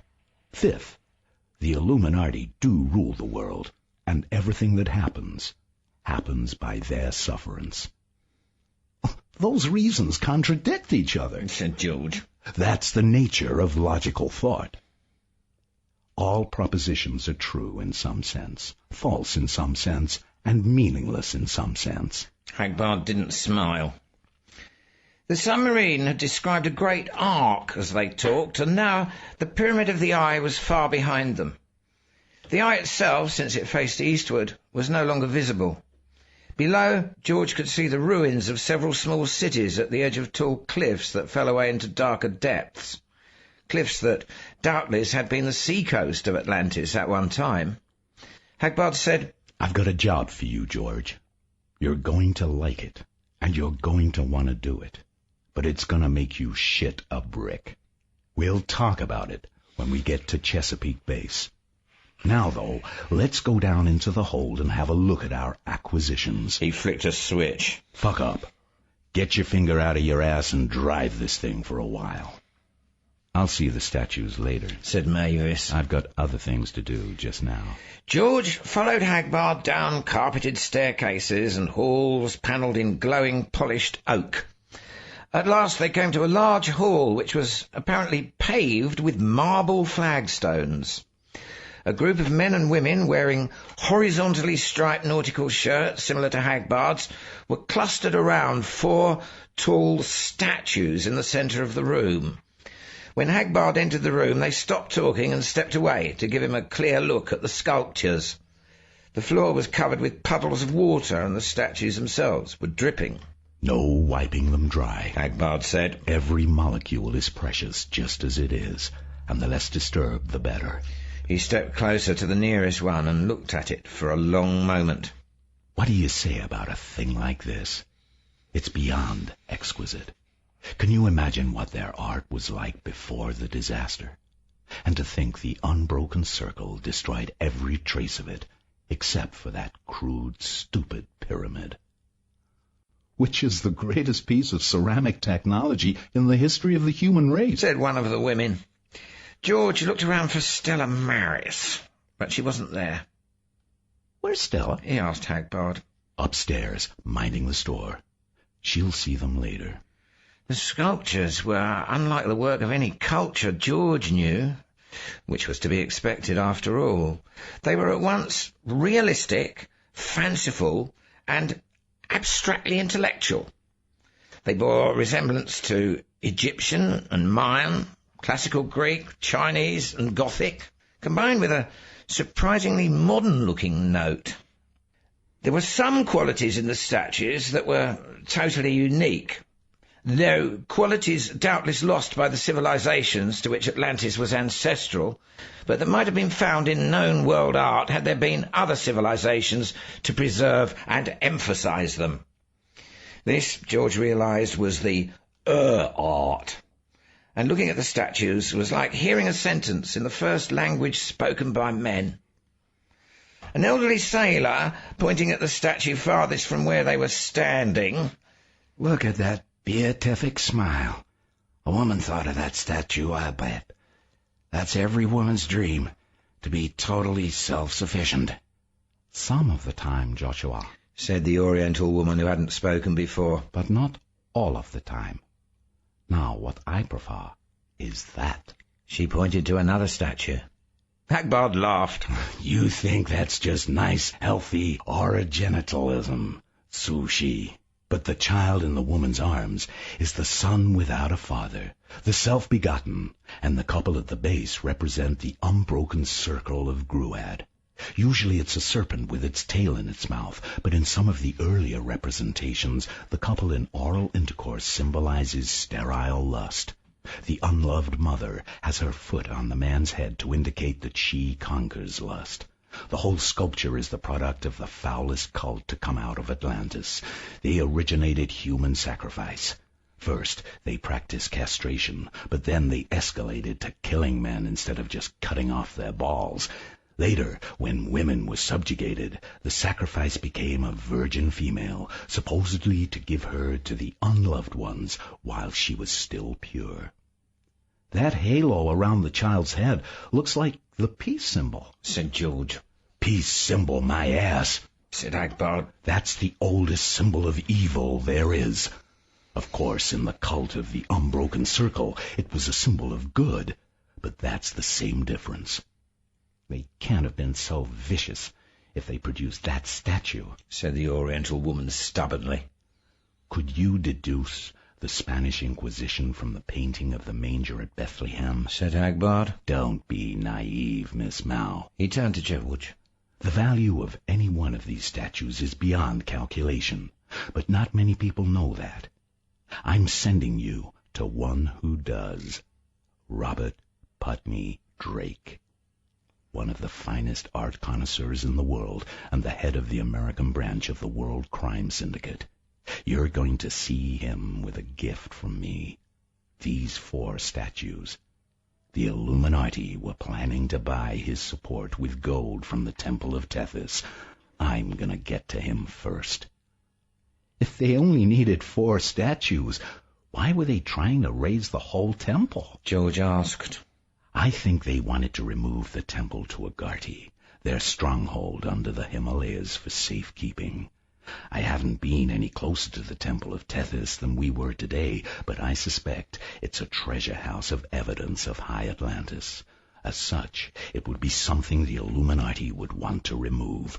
Until now, there was no reason to, because no one had access to the sea bottom other than the Illuminati.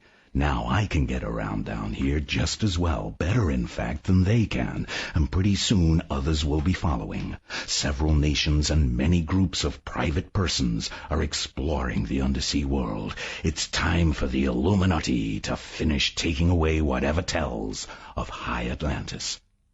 Will they destroy that city we saw? And what about the Pyramid of the Eye? Hagbard shook his head. They'd be willing to let later Atlantean ruins to be found. That wouldn't say anything about their existence. As for the Pyramid of the Eye, I suspect they have a real problem with that. They can't destroy it, and even if they could, they wouldn't want to. But it's a dead giveaway to the existence of a super-civilization in the past. Well, said George, not at all wanting to meet the head of the American crime syndicate. What we ought to do is go back and raise the Temple of Tethys ourselves, before the Illuminati grab it. Good grief, said Miss Mao. This happens to be the most critical moment in the history of this civilization. We don't have time to fiddle-fuck around with archaeology.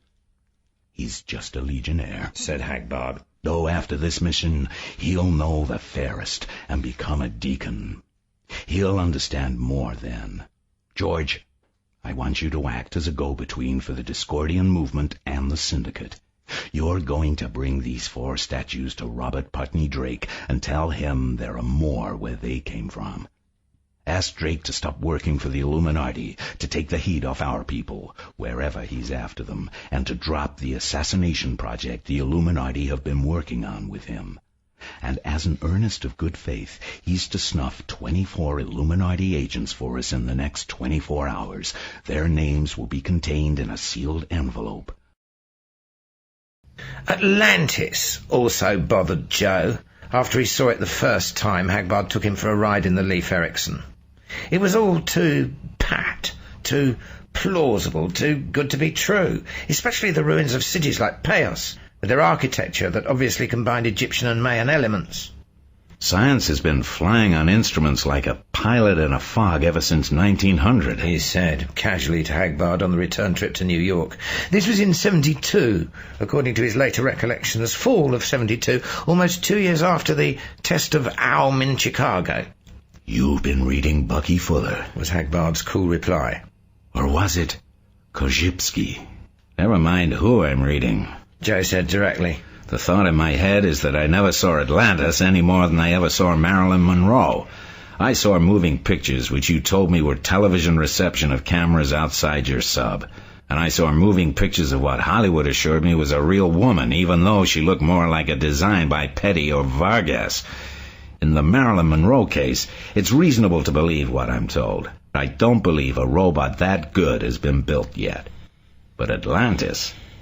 I know special effects men who could build a city like that on a tabletop and have dinosaurs walking through it, and your camera's trained on it. You suspect me of trickery? Hagbard asked, raising his eyebrows. Trickery is your métier, Joe said bluntly. You're the Beethoven, the Rockefeller, the Michelangelo of deception, the Shakespeare of the gypsy switch, the two-headed nickel and the rabbit in the hat. What little liver pills are to Carter, lies are to you. You dwell in a world of trapdoors, sliding panels, and Hindu rope tricks. Do I suspect you? Since I met you, I suspect everybody. Glad to hear it. Hagbard grinned. You're well on your way to paranoia. Take this card and keep it in your wallet. When you begin to understand it, you'll be ready for your next promotion. Just remember, it's not true unless it makes you laugh. That is the one and sole and infallible test of all ideas that will ever be presented to you. And he handed Joe a card saying, "There is no friend anywhere." You can call me Doc Iggy. My full name at present is Dr. Ignotum P. Ignatius. The P stands for per. If you're a Latinist, you'll realize that translates as the unknown explained by the still more unknown. I think it's a quite appropriate name for my function tonight, since Simon brought you here to be illuminized. My slave name, before I was turned on myself, is totally immaterial. As far as I'm concerned, your slave name is equally pointless, and I'll call you by the password of the Norton Cabal, which Simon used at the door. Until morning, when the drug starts wearing off, you are you, Waskel Wabbit. That's you, the initial, not Y-O-U, by the way. We accept Bugs Bunny as an exemplar of Mummu here, too. But otherwise we have little in common with the SSS. That's the Satanist, Surrealists, and Sadists, the crew who began your Illuminization in Chicago. All we share with them, actually, is the use of the Tristero anarchist postal system to evade the government's postal inspectors, and a financial agreement whereby we accept their DMM script, Divine Marquis Memorial script, and they accept our Hem script and the Flax script of the Legion of Dynamic Discord. Anything to avoid Federal Reserve notes, you know. It'll be a while before the acid starts working, so I'll just chat like this about things that are more or less trivial, or quadrivial, or maybe pentivial, until I can see that you're ready for more serious matters. Simon's in the chapel with a woman named Stellar, who you'll really dig, getting things ready for the ceremony. You might wonder why we're called the Norton Cabal. The name was chosen by my predecessor, Malaclips the Younger, before he left us to join the more esoteric group known as ELF, the Arisian Liberation Front. They're the Occidental branch of the Hung Mung Tong Kong, and all their efforts go into a long-range anti-Illuminati project known only as Operation Mindfuck. But that's another very complicated story. One of Malaclips's last writings before he went into silence was a short paragraph saying, "Everybody understands Mickey Mouse. Few understand Hermann Hesse. Hardly anyone understands Albert Einstein. And nobody understands Emperor Norton." I guess Malaclips was already into the mindfuck mystique when he wrote that. Who was Emperor Norton? Joe asks, wondering if the drug is beginning to work already, or Dr. Ignatius just has a tendency to speak more slowly than most people. Joshua Norton, Emperor of the United States and Protector of Mexico. San Francisco is proud of him. He lived in the last century and got to be emperor by proclaiming himself as such. For some mysterious reason, the newspapers decided to humor him and printed his proclamations. When he started issuing his own money, the local banks went along with the joke and accepted it on par with U.S. currency. When the vigilantes got into a lynching mood one night and decided to go down to Chinatown and kill some Chinese, Emperor Norton stopped them just by standing in the street with his eyes closed, reciting the Lord's Prayer. Are you beginning to understand Emperor Norton a little, Mr. Wabbit? A little, Joe said. A little. Well, chew on this for a while, friend. There were two very sane and rational anarchists who lived about the same time as Emperor Norton across the country in Massachusetts, William Green and Lysander Spooner. They also realized the value of having competing currencies instead of one uniform state currency, and they tried logical arguments, empirical demonstrations, and legal suits to get this idea accepted. They accomplished nothing. The government broke its own laws to find ways to suppress Green's Mutual Bank and Spooner's People's Bank. That's because they were obviously sane, and their currency did pose a real threat to the monopoly of the Illuminati.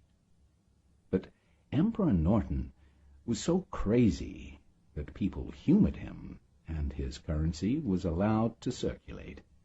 Think about it. you might begin to understand why Bugs Bunny is our symbol and why our currency has the ridiculous name Hemscript.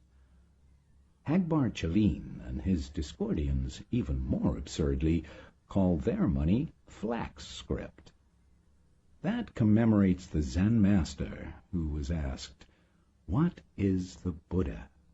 and replied, 5 pounds of flax. Why are you staring like that? Am I changing colors or growing bigger or something? Good. The acid is starting to work. Now, we can really get to the nitty-gritty. First of all, most of what I've been telling you is bullshit. The Illuminati have no millennia-old history. Neither do the Jams.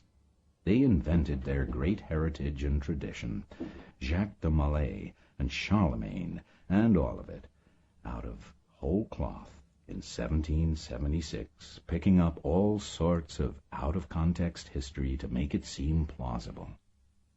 We've done the same. You might wonder why we copy them and even deceive our own recruits about this. Well, part of illumination, and we've got to be illuminized ourselves to fight them, is in learning to doubt everything. That's why Hagbard has that painting in his stateroom saying, "Think for yourself, schmuck," and why Hassan-i-Sabbah said, "Nothing is true." You've got to learn to doubt us, too, and everything we tell you. There are no honest men on this voyage. In fact, maybe this part is the only lie I've told you all evening, and the Illuminati history before 1776 really is true and not an invention. Or maybe we're just a front for the Illuminati to recruit you indirectly. Feeling paranoid? Good. Illumination is on the other side of absolute terror. And the only terror that is truly absolute is the horror of realizing that you can't believe anything you've ever been told. You have to realize fully that you are a stranger and afraid in a world you never made. Like Houseman says, 22 big rhinoceroses, 23 big rhinoceroses. The Illuminati basically were structure freaks. Hence their hang-up on symbols of geometric law and architectural permanence. ELF had no symbol, and when asked for one by new recruits, replied loftily that their symbol could not be pictured since it was a circle whose circumference was everywhere, and its center nowhere. They were the most far-out group of all, and only the most advanced Discordians could begin to understand their gibberish. This, he said dramatically, is the sacred cow. That's a symbol of technocracy, Joe said, giggling. Well, Dr. Ignatius smiled. At least you're original.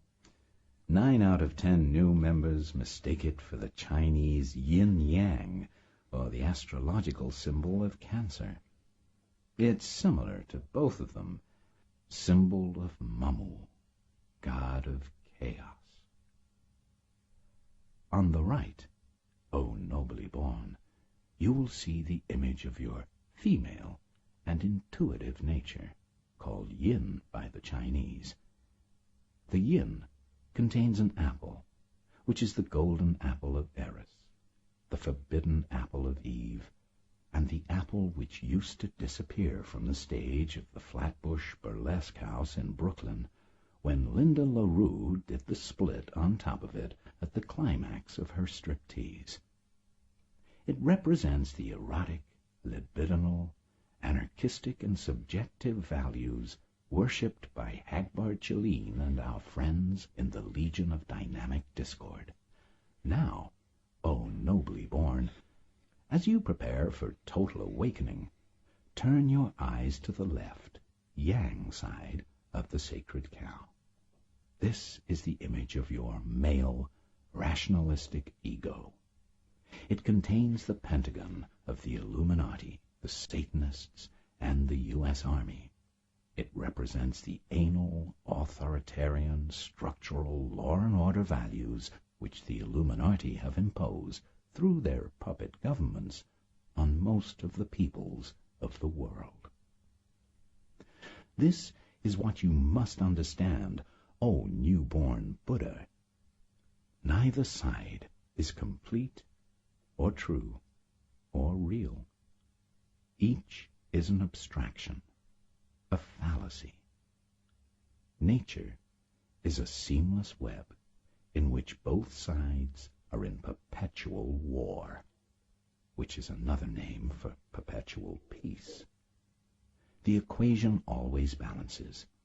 Increase one side, and the other side increases by itself.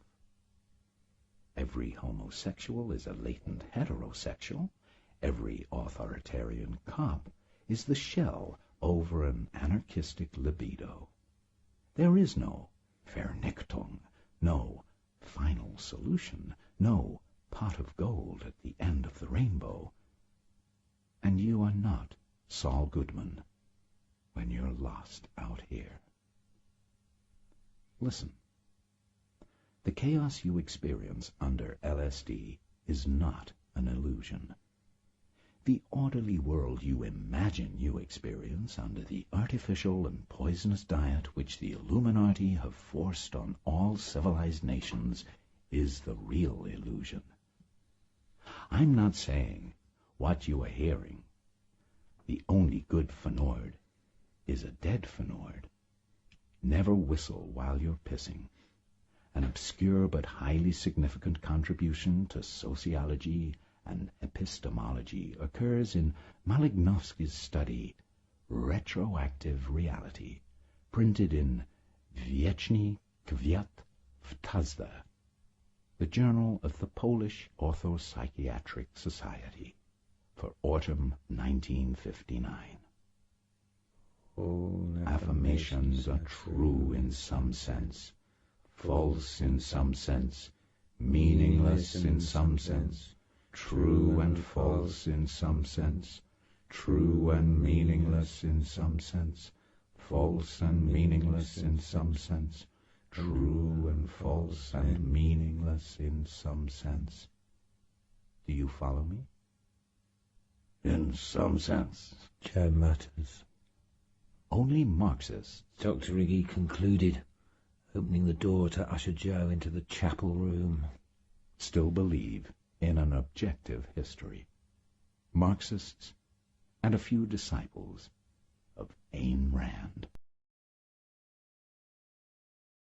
Jung took the parchment from Drake and stared at it.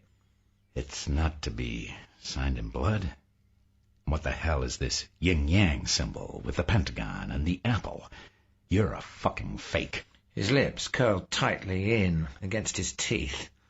What do you mean? Said George through a throat that was rapidly closing up. I mean, you're not from the goddamn Illuminati, said Jung. Who the hell are you? Didn't you know that before I came here?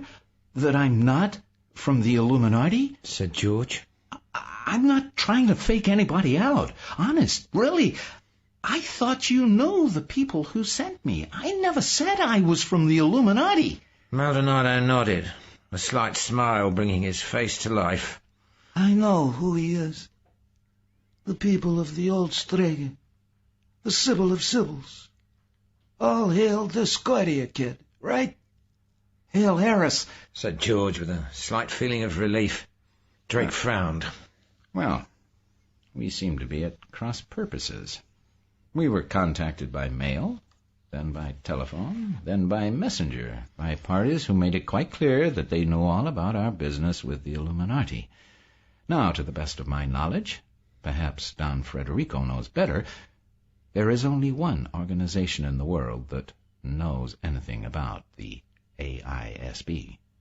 and that is the AISB itself. George could tell he was lying. Maldonado raised a warning hand. Wait! Up, everybody! To the bathroom! Drake sighed. Oh, Don Frederico, you and your tired notions of security. If my house isn't safe, we're all dead men as of this moment. And if the AISB is as good as it's said to be, an old trick like running water will be no obstacle to them. Let's conduct this discussion like civilized men, for God's sake, and not huddled around my shower stall. There are times when dignity is suicide, said Maldonado. He shrugged. But I yield. I'll settle the question with you in hell if you're wrong. I'm still in the dark, said Richard Young. I don't know who this guy is or where he's from. Look, Chinaman, said Maldonado. You know who the ancient illuminated seers of Bavaria are, right? Well, every organization has opposition, right? So do the Illuminati.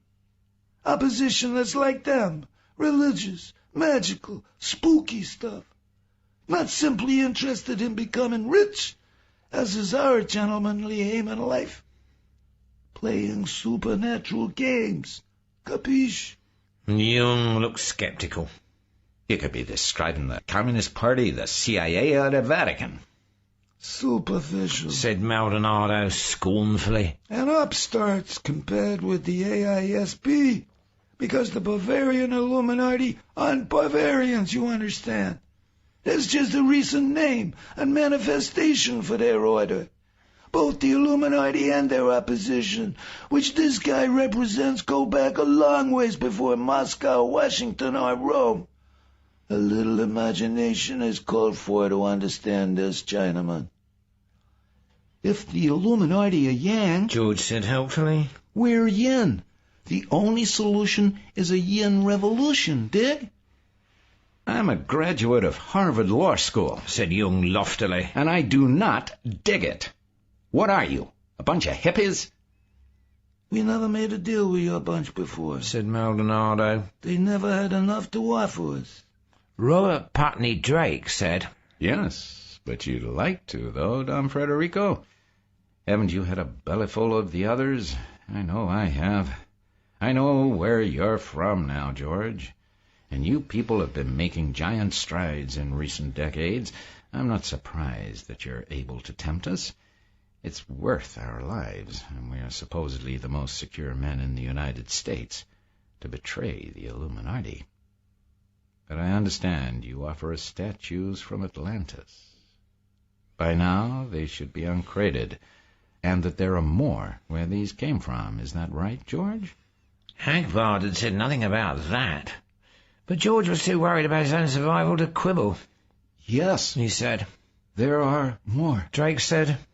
Whether we want to risk our lives by working with your people will depend on what we find when we examine the objet d'art you are offering.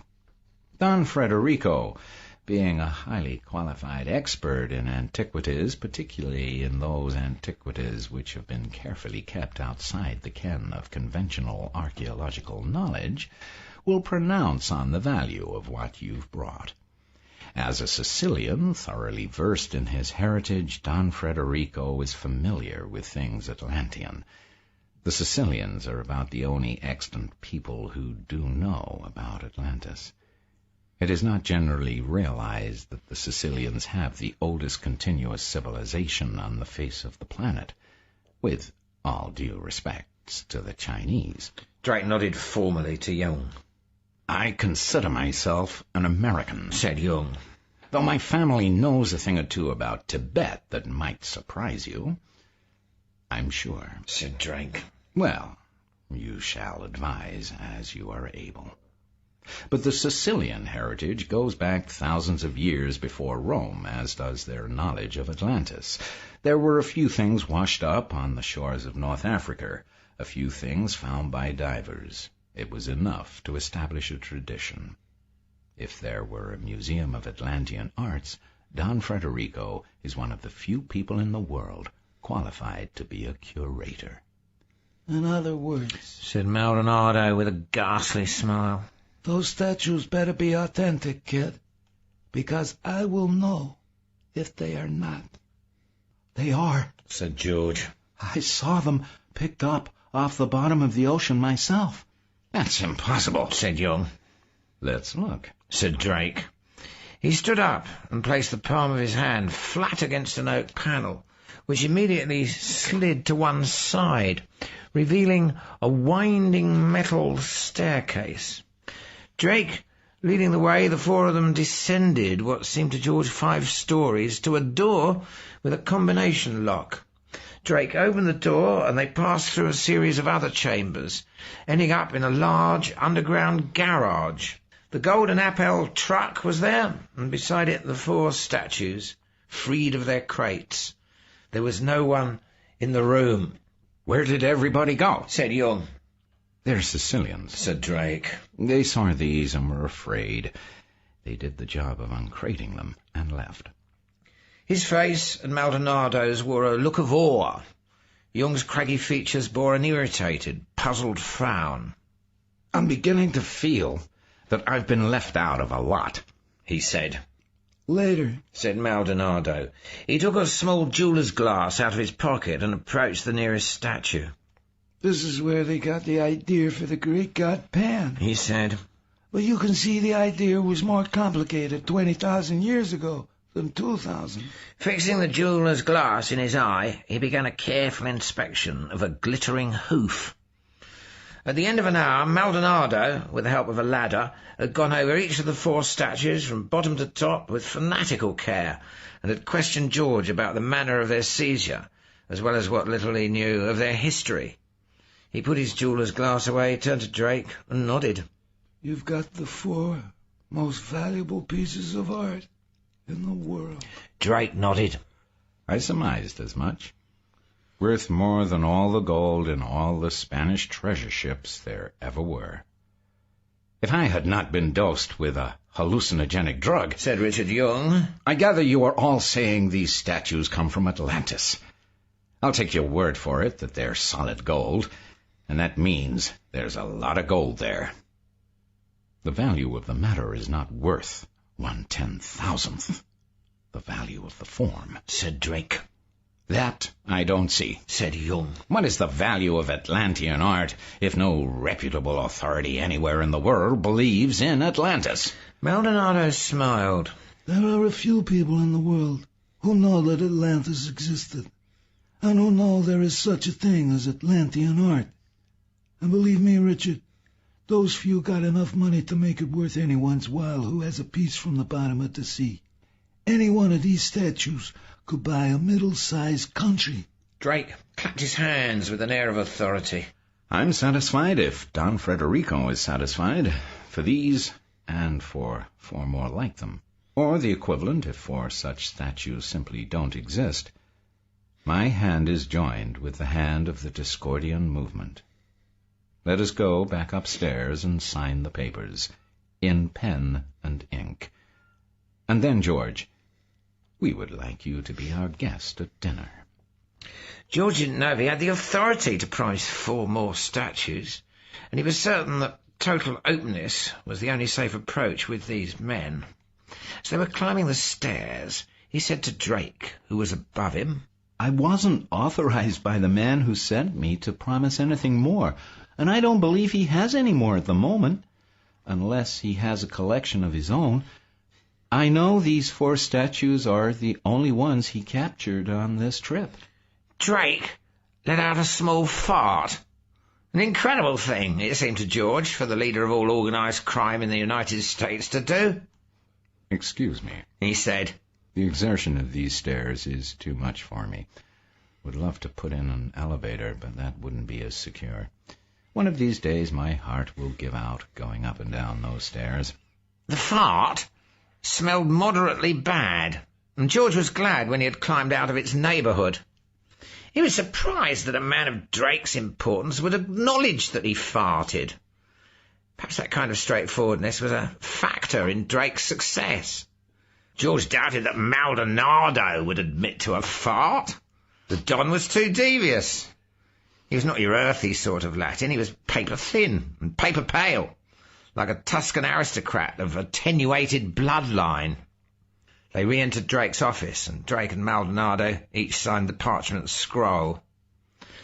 After the phrase, "for valuable consideration received," Drake inserted the words, "and considerations of equal value yet to come." He smiled at George. Since you can't guarantee the additional objects, I'll expect to hear from your boss within 24 hours after you leave here. This whole deal is contingent upon the additional payment from you.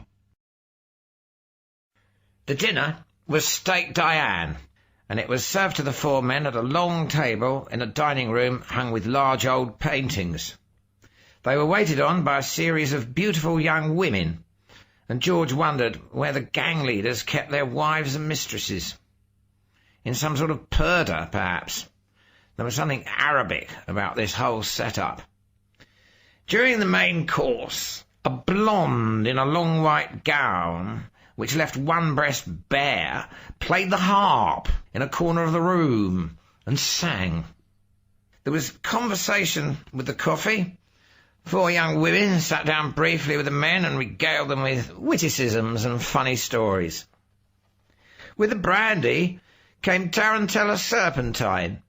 She was an amazingly tall woman, at least 6'2", with long blonde hair that was piled high on her head and fell below her shoulders. She was wearing tinkling gold bracelets around her wrists and ankles, and there were diaphanous veils wrapped around her slender body, and nothing else. George could see pink nipples and dark crotch hair. When she strode through the door, Banana-Nosed Maldonado wiped his mouth with his napkin and began applauding gleefully. Robert Putney Drake smiled proudly, and Richard Young swallowed hard. George just stared.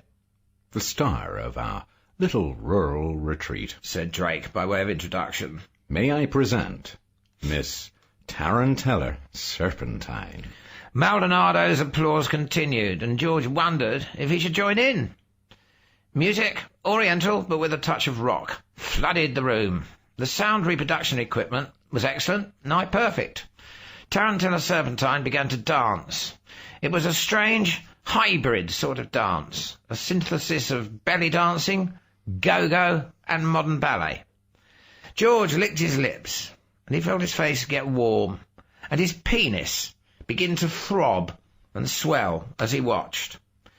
Tarantella Serpentine's dance was even more sensuous than the dance Stella Maris had done when he was being initiated into the Discordian movement. After she had done 3 dances, Tarantella bowed and left.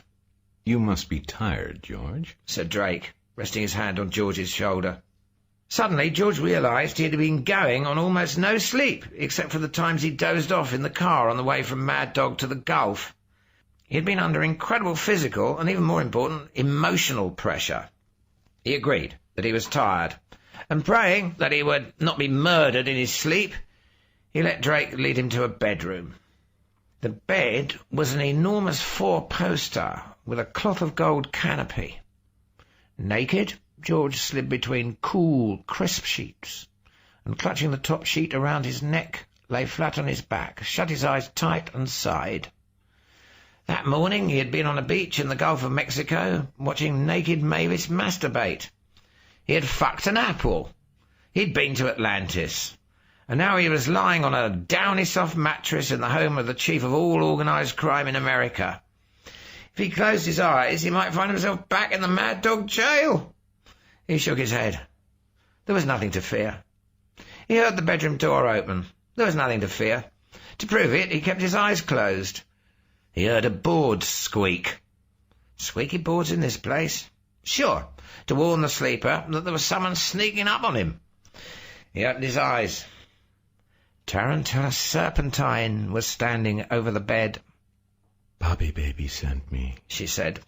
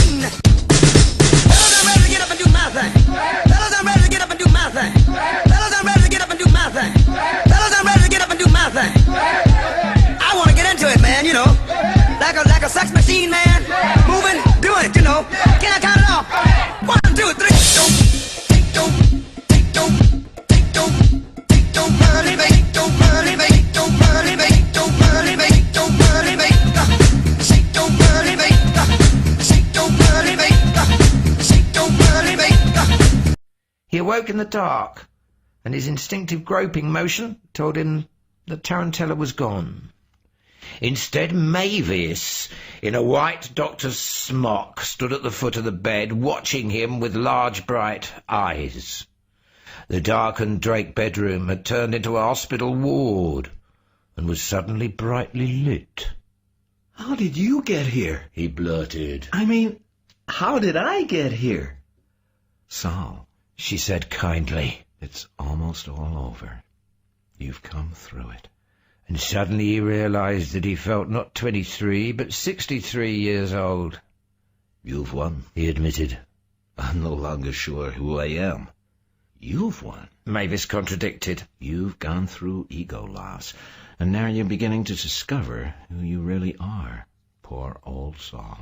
He examined his hands. Old man's, wrinkled. Goodman's hands. "There are two forms of ego loss," Mavis went on, "and the Illuminati are masters of both. One is schizophrenia, the other is illumination. They set you on the first track, and we switched you to the other. You had a time bomb in your head, but we defused it." Malik's apartment, the Playboy Club, the submarine, and all the other past lives and lost years. "By God," Saul Goodman cried. "I've got it. I am Saul Goodman, but I am all the other people, too. And all time is this time," Mavis added softly. Saul sat upright, tears gleaming in his eyes. "I've killed men. I've sent them to the electric chair 17 times, 17 suicides. The savages who cut off fingers or toes or ears for their gods are more sensible. We cut off whole egos, thinking they are not ourselves, but separate. Oh, God, God, God." He burst into sobs. Mavis rushed forward and held him, cradling his head to her breast. "Let it out," she said. "Let it all out. It's not true unless it makes you laugh, but you don't understand until it makes you weep." "Gruad the Greyface!" Saul screamed, weeping, beating his fist against the pillow as Mavis held his head, stroked his hair. "Gruad the Damned!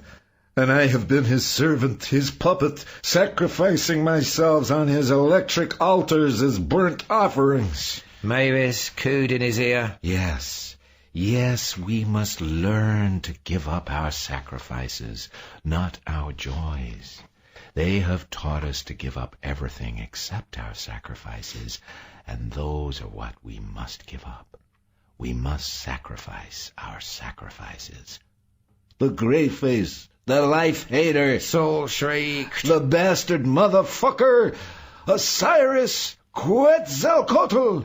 I know him under all his aliases. Greyface, Greyface, Greyface! I know his wars and his prisons, the young boys he shafts up the ass, the George Dorns he tries to turn into killers like himself, and I have served him all my life. I have sacrificed men on his bloody pyramid." "Let it out," Mavis repeated, holding the old man's trembling body. "Let it all out, baby." "The funny part," Saul said, smiling, while a few tears still flowed, "is that I'm not ashamed of this. 2 days ago I would have rather died than be seen weeping, especially by a woman." "Yes," Mavis said, "especially by a woman." "That's it, isn't it?" Saul gasped. "That's their whole gimmick. I couldn't see you without seeing a woman. I couldn't see that editor Jackson without seeing a Negro. I couldn't see anybody without seeing the attached label and classification." "That's how they keep us apart," Mavis said gently. "And that's how they train us to keep our masks on. Love was the hardest bond for them to smash, so they had to create patriarchy, male supremacy, and all that crap. And the masculine protest and penis envy in women came in as a result. So even lovers couldn't look at one another without seeing a separate category." "Oh, my God, my God!" Saul moaned, beginning to weep heavily again. "A rag, a bone, a hank of hair. Oh, my God!" And you were with them, he cried suddenly, raising his head. You're a former Illuminatus.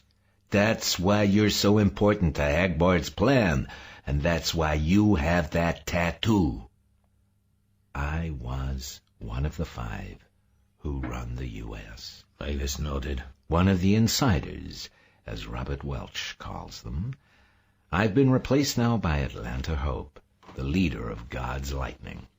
I've got it, Sol said, laughing. I looked every way but the right way before. He's inside the Pentagon. That's why they built it in that shape, so he couldn't escape. The Aztecs, the Nazis, and now us. Yes, Mavis said grimly. That's why 30,000 Americans disappear every year without trace, and their cases end up in the unsolved files. He has to be fed.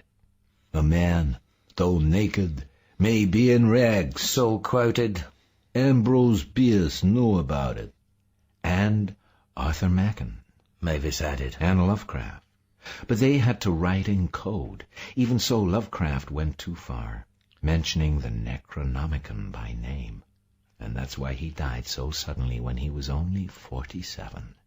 And his literary executor, August Derleth, was persuaded to insert a note in every edition of Lovecraft's works, claiming that the Necronomicon doesn't exist and was just part of Lovecraft's fantasy. Sol asked. And the dolls? Real, Mavis said. All real. That's what causes bad acid trips and schizophrenia, psychic contact with them when the ego wall breaks. That's where the Illuminati was sending you when we raided their fake Playboy club and short-circuited the process. Du Hexenhasser, Sol quoted, and he began to tremble. Unheimlich. Vater, whose art's uneven, horrid be thine aim. Harpoons in him, corpus valem, take ye and hate. But on March the 31st, in that year of fruition for all the Illuminati's plans, while the President of the United States went on the air to threaten all-out thermonuclear heck, a young lady named Concepcion Galore lay nude on a bed in the Hotel Durruti in Santa Isabel and said, "It's a Loigor." "What's a Loigor?" asked her companion, an Englishman named Fission Chips, who had been born on Hiroshima Day and named by a father who cared more for physics than for the humanities. The room was in the luxury suite of the Hotel Durruti, which meant that it was decorated in abominable Spanish Moorish decor. The sheets were changed daily to a less luxurious suite. The cockroaches were minimal, and the plumbing sometimes worked.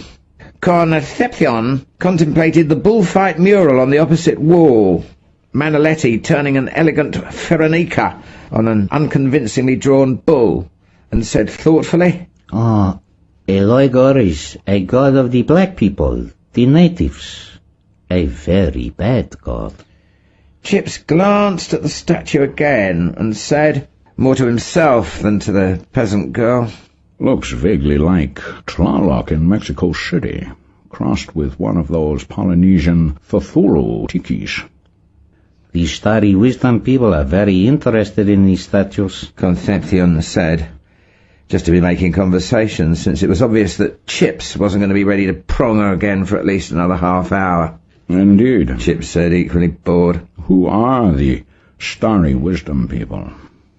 a church down on Tequila Remoto Street, what used to be La Mombo Street, and was Franco Street when I was a girl. Funny church. The girl frowned, thinking about them.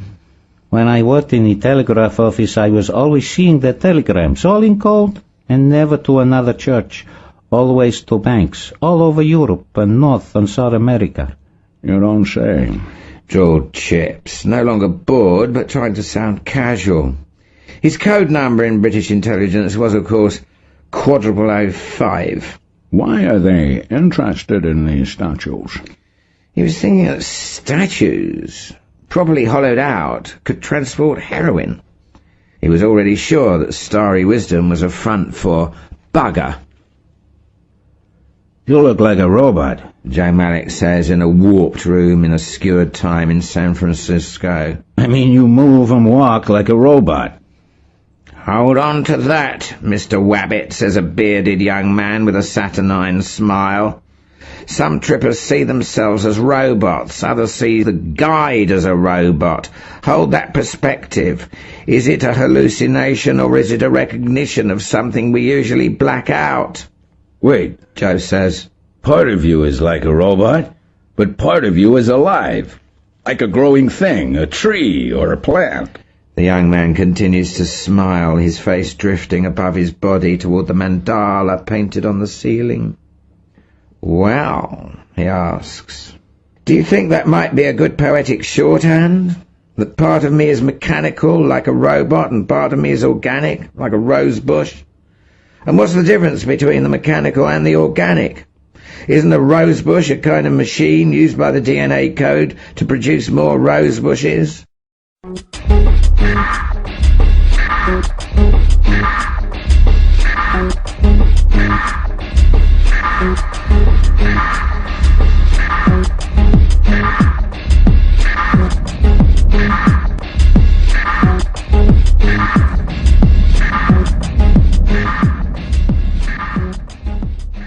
Presidential order to take off for Fernando Poo. Atlanta Hope addresses a rally in Atlanta, Georgia, protesting the gutless appeasement of the ComSimp administration in not threatening to bomb Moscow and Peking the same time as Santa Isabel. The Premier of Russia rereads his speech nervously as the TV cameras are set up in his office. And in socialist solidarity with the freedom-loving people of Fernando Poo. The chairman of the Chinese Communist Party, having found the thought of Chairman Mao of little avail, throws the I Ching sticks and looks dismally at hexagram 23. And 99% of the peoples of the world wait for their leaders to tell them what to do.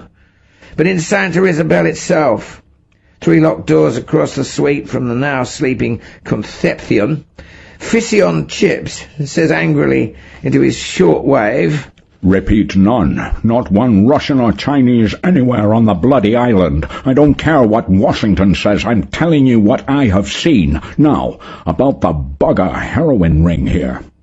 Sign off, the submarine tells him. HQ is not interested in bugger or heroin right now. Damn and blast. Chips stares at the shortwave set. That bloody well tore it. He would just have to proceed on his own and show those armchair agents back in London, especially that smug W, how little they actually knew about the real problem in Fernando Poo and the world. Storming, he charged back to the bedroom. I'll just get dressed, he thought furiously, including my smoke bombs and Luger and laser ray, and I'll toddle over to this Starry Wisdom church and see what I can nose out. But when he tore open the bedroom door, he stopped, momentarily stunned. Concepcion still lay in the bed, but she was no longer sleeping. Her throat was neatly cut, and a curious dagger with a flame design on it stuck into the pillow beside her. Damn blast and thunder, cried 00005. Now that absolutely does tear it. Every time I find a good piece of ash, those fuckers from Bugger come along and shaft her. 10 minutes later, the go signal came from the White House. A fleet of SAC bombers headed for Santa Isabel with hydrogen bombs. And Fission Chips, fully dressed, toddled over to the Starry Wisdom Church, where he encountered not Bugger, but something on an entirely different plane. Fernando Poo was given prominent attention in the world press only once before the notorious Fernando Poo incident. It occurred in the early 1970s while Captain Tequila Imoto was first studying the art of the coup d'etat and laying his first plans, and was occasioned by the outrageous claims of the anthropologist J.N. Marsh of Miskatonic University that artifacts he had found on Fernando Poo proved the existence of the lost continent of Atlantis. Although Professor Marsh had an impeccable reputation for scholarly caution and scientific rigour before this, his last published book, Atlantis and Its Gods, was greeted with mockery and derision by his professional colleagues, especially after his theories were picked up and sensationalised by the press. Many of the old man's friends, in fact, blame the campaign of ridicule for his disappearance a few months later, which they suspect was the suicide of a broken-hearted and sincere searcher after truth. Not only were Marsh's theories now beyond all scientific credibility, but his methods, such as quoting Allegro's The Sacred Mushroom and the Cross, or Graves' The White Goddess, as if they were as reputable as Boaz, Mead, or Fraser, seem to indicate senility. This impression was increased by the eccentric dedication to Ezra Pound, Jacques de Molay, and Emperor Norton I.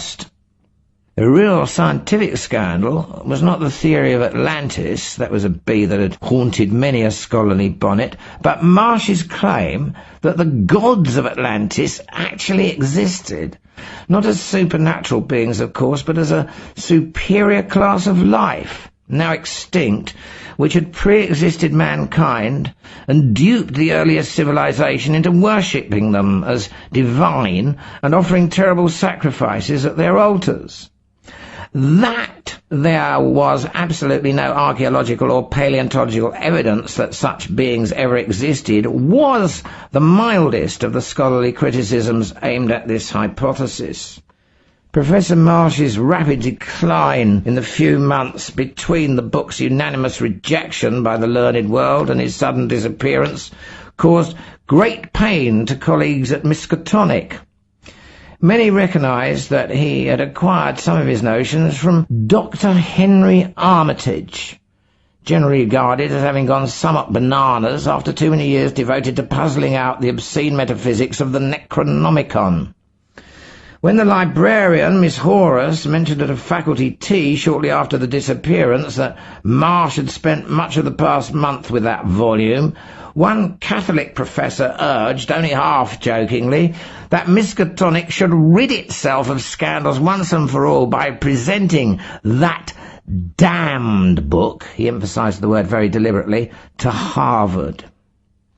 Missing Persons Department of the Arkham Police assigned the Marsh case to a young detective who had previously distinguished himself by tracing several missing infants to one of the particularly vile Satanist cults that have festered in that town since the witch-hunting days of 1692. His first act was to examine the manuscript on which the old man had been working since the completion of Atlantis and its gods. It seemed to be a shortish essay intended for an anthropological magazine, and was quite conservative in tone and concept, as if the professor regretted the boldness of his previous speculations. Only one footnote, expressing guarded and qualified endorsement of Urquhart's theory about whales being settled by survivors from Mu, showed the bizarre preoccupations of the Atlantis book. However, the final sheet was not related to this article at all, and seemed to be notes for a piece which the professor evidently intended to submit, brazenly and in full and total contempt of academic opinion, to a pulp publication devoted to flying saucers and occultism. The detective puzzled over these notes for a long time. The usual hoax, fiction presented as fact. This hoax described here, opposite to this, fact presented as fiction. Huysman's Labar started it, turns the Satanist into hero. Machen in Paris 1880s met with Huysman's circle. Dolls and Aklo letters in Machen's subsequent fiction. Same years, Bierce and Chambers both mention Lake of Harley and Carcosa. Allegedly coincidence. Crowley recruiting his occult circle after 1900. Bierce disappears in 1913. Lovecraft introduces Harley, dolls, Aklo, Cthulhu after 1923. Lovecraft dies unexpectedly 1937. Seabrook discusses Crowley, Machen, etc. in his Witchcraft 1940. Seabrook's suicide 1942. Emphasize Bierce describes Oedipus complex in Death of Halpin Fraser before Freud, and relativity in Inhabitant of Carcosa before Einstein. Lovecraft's ambiguous description of Azathoth as blind idiot god, demon sultan, and nuclear chaos, Kierkegaard 1930, 15 years before Hiroshima.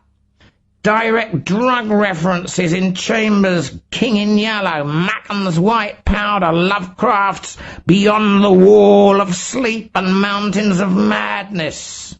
The appetites of the Loiga or Old Ones in Bierce's Damned Thing, Macken's Black Stone.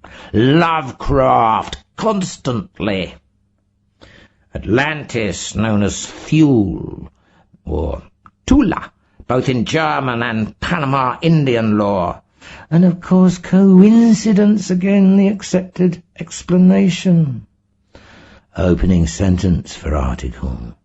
The more frequently one uses the word coincidence to explain bizarre happenings, the more obvious it becomes that one is not seeking, but evading the real explanation.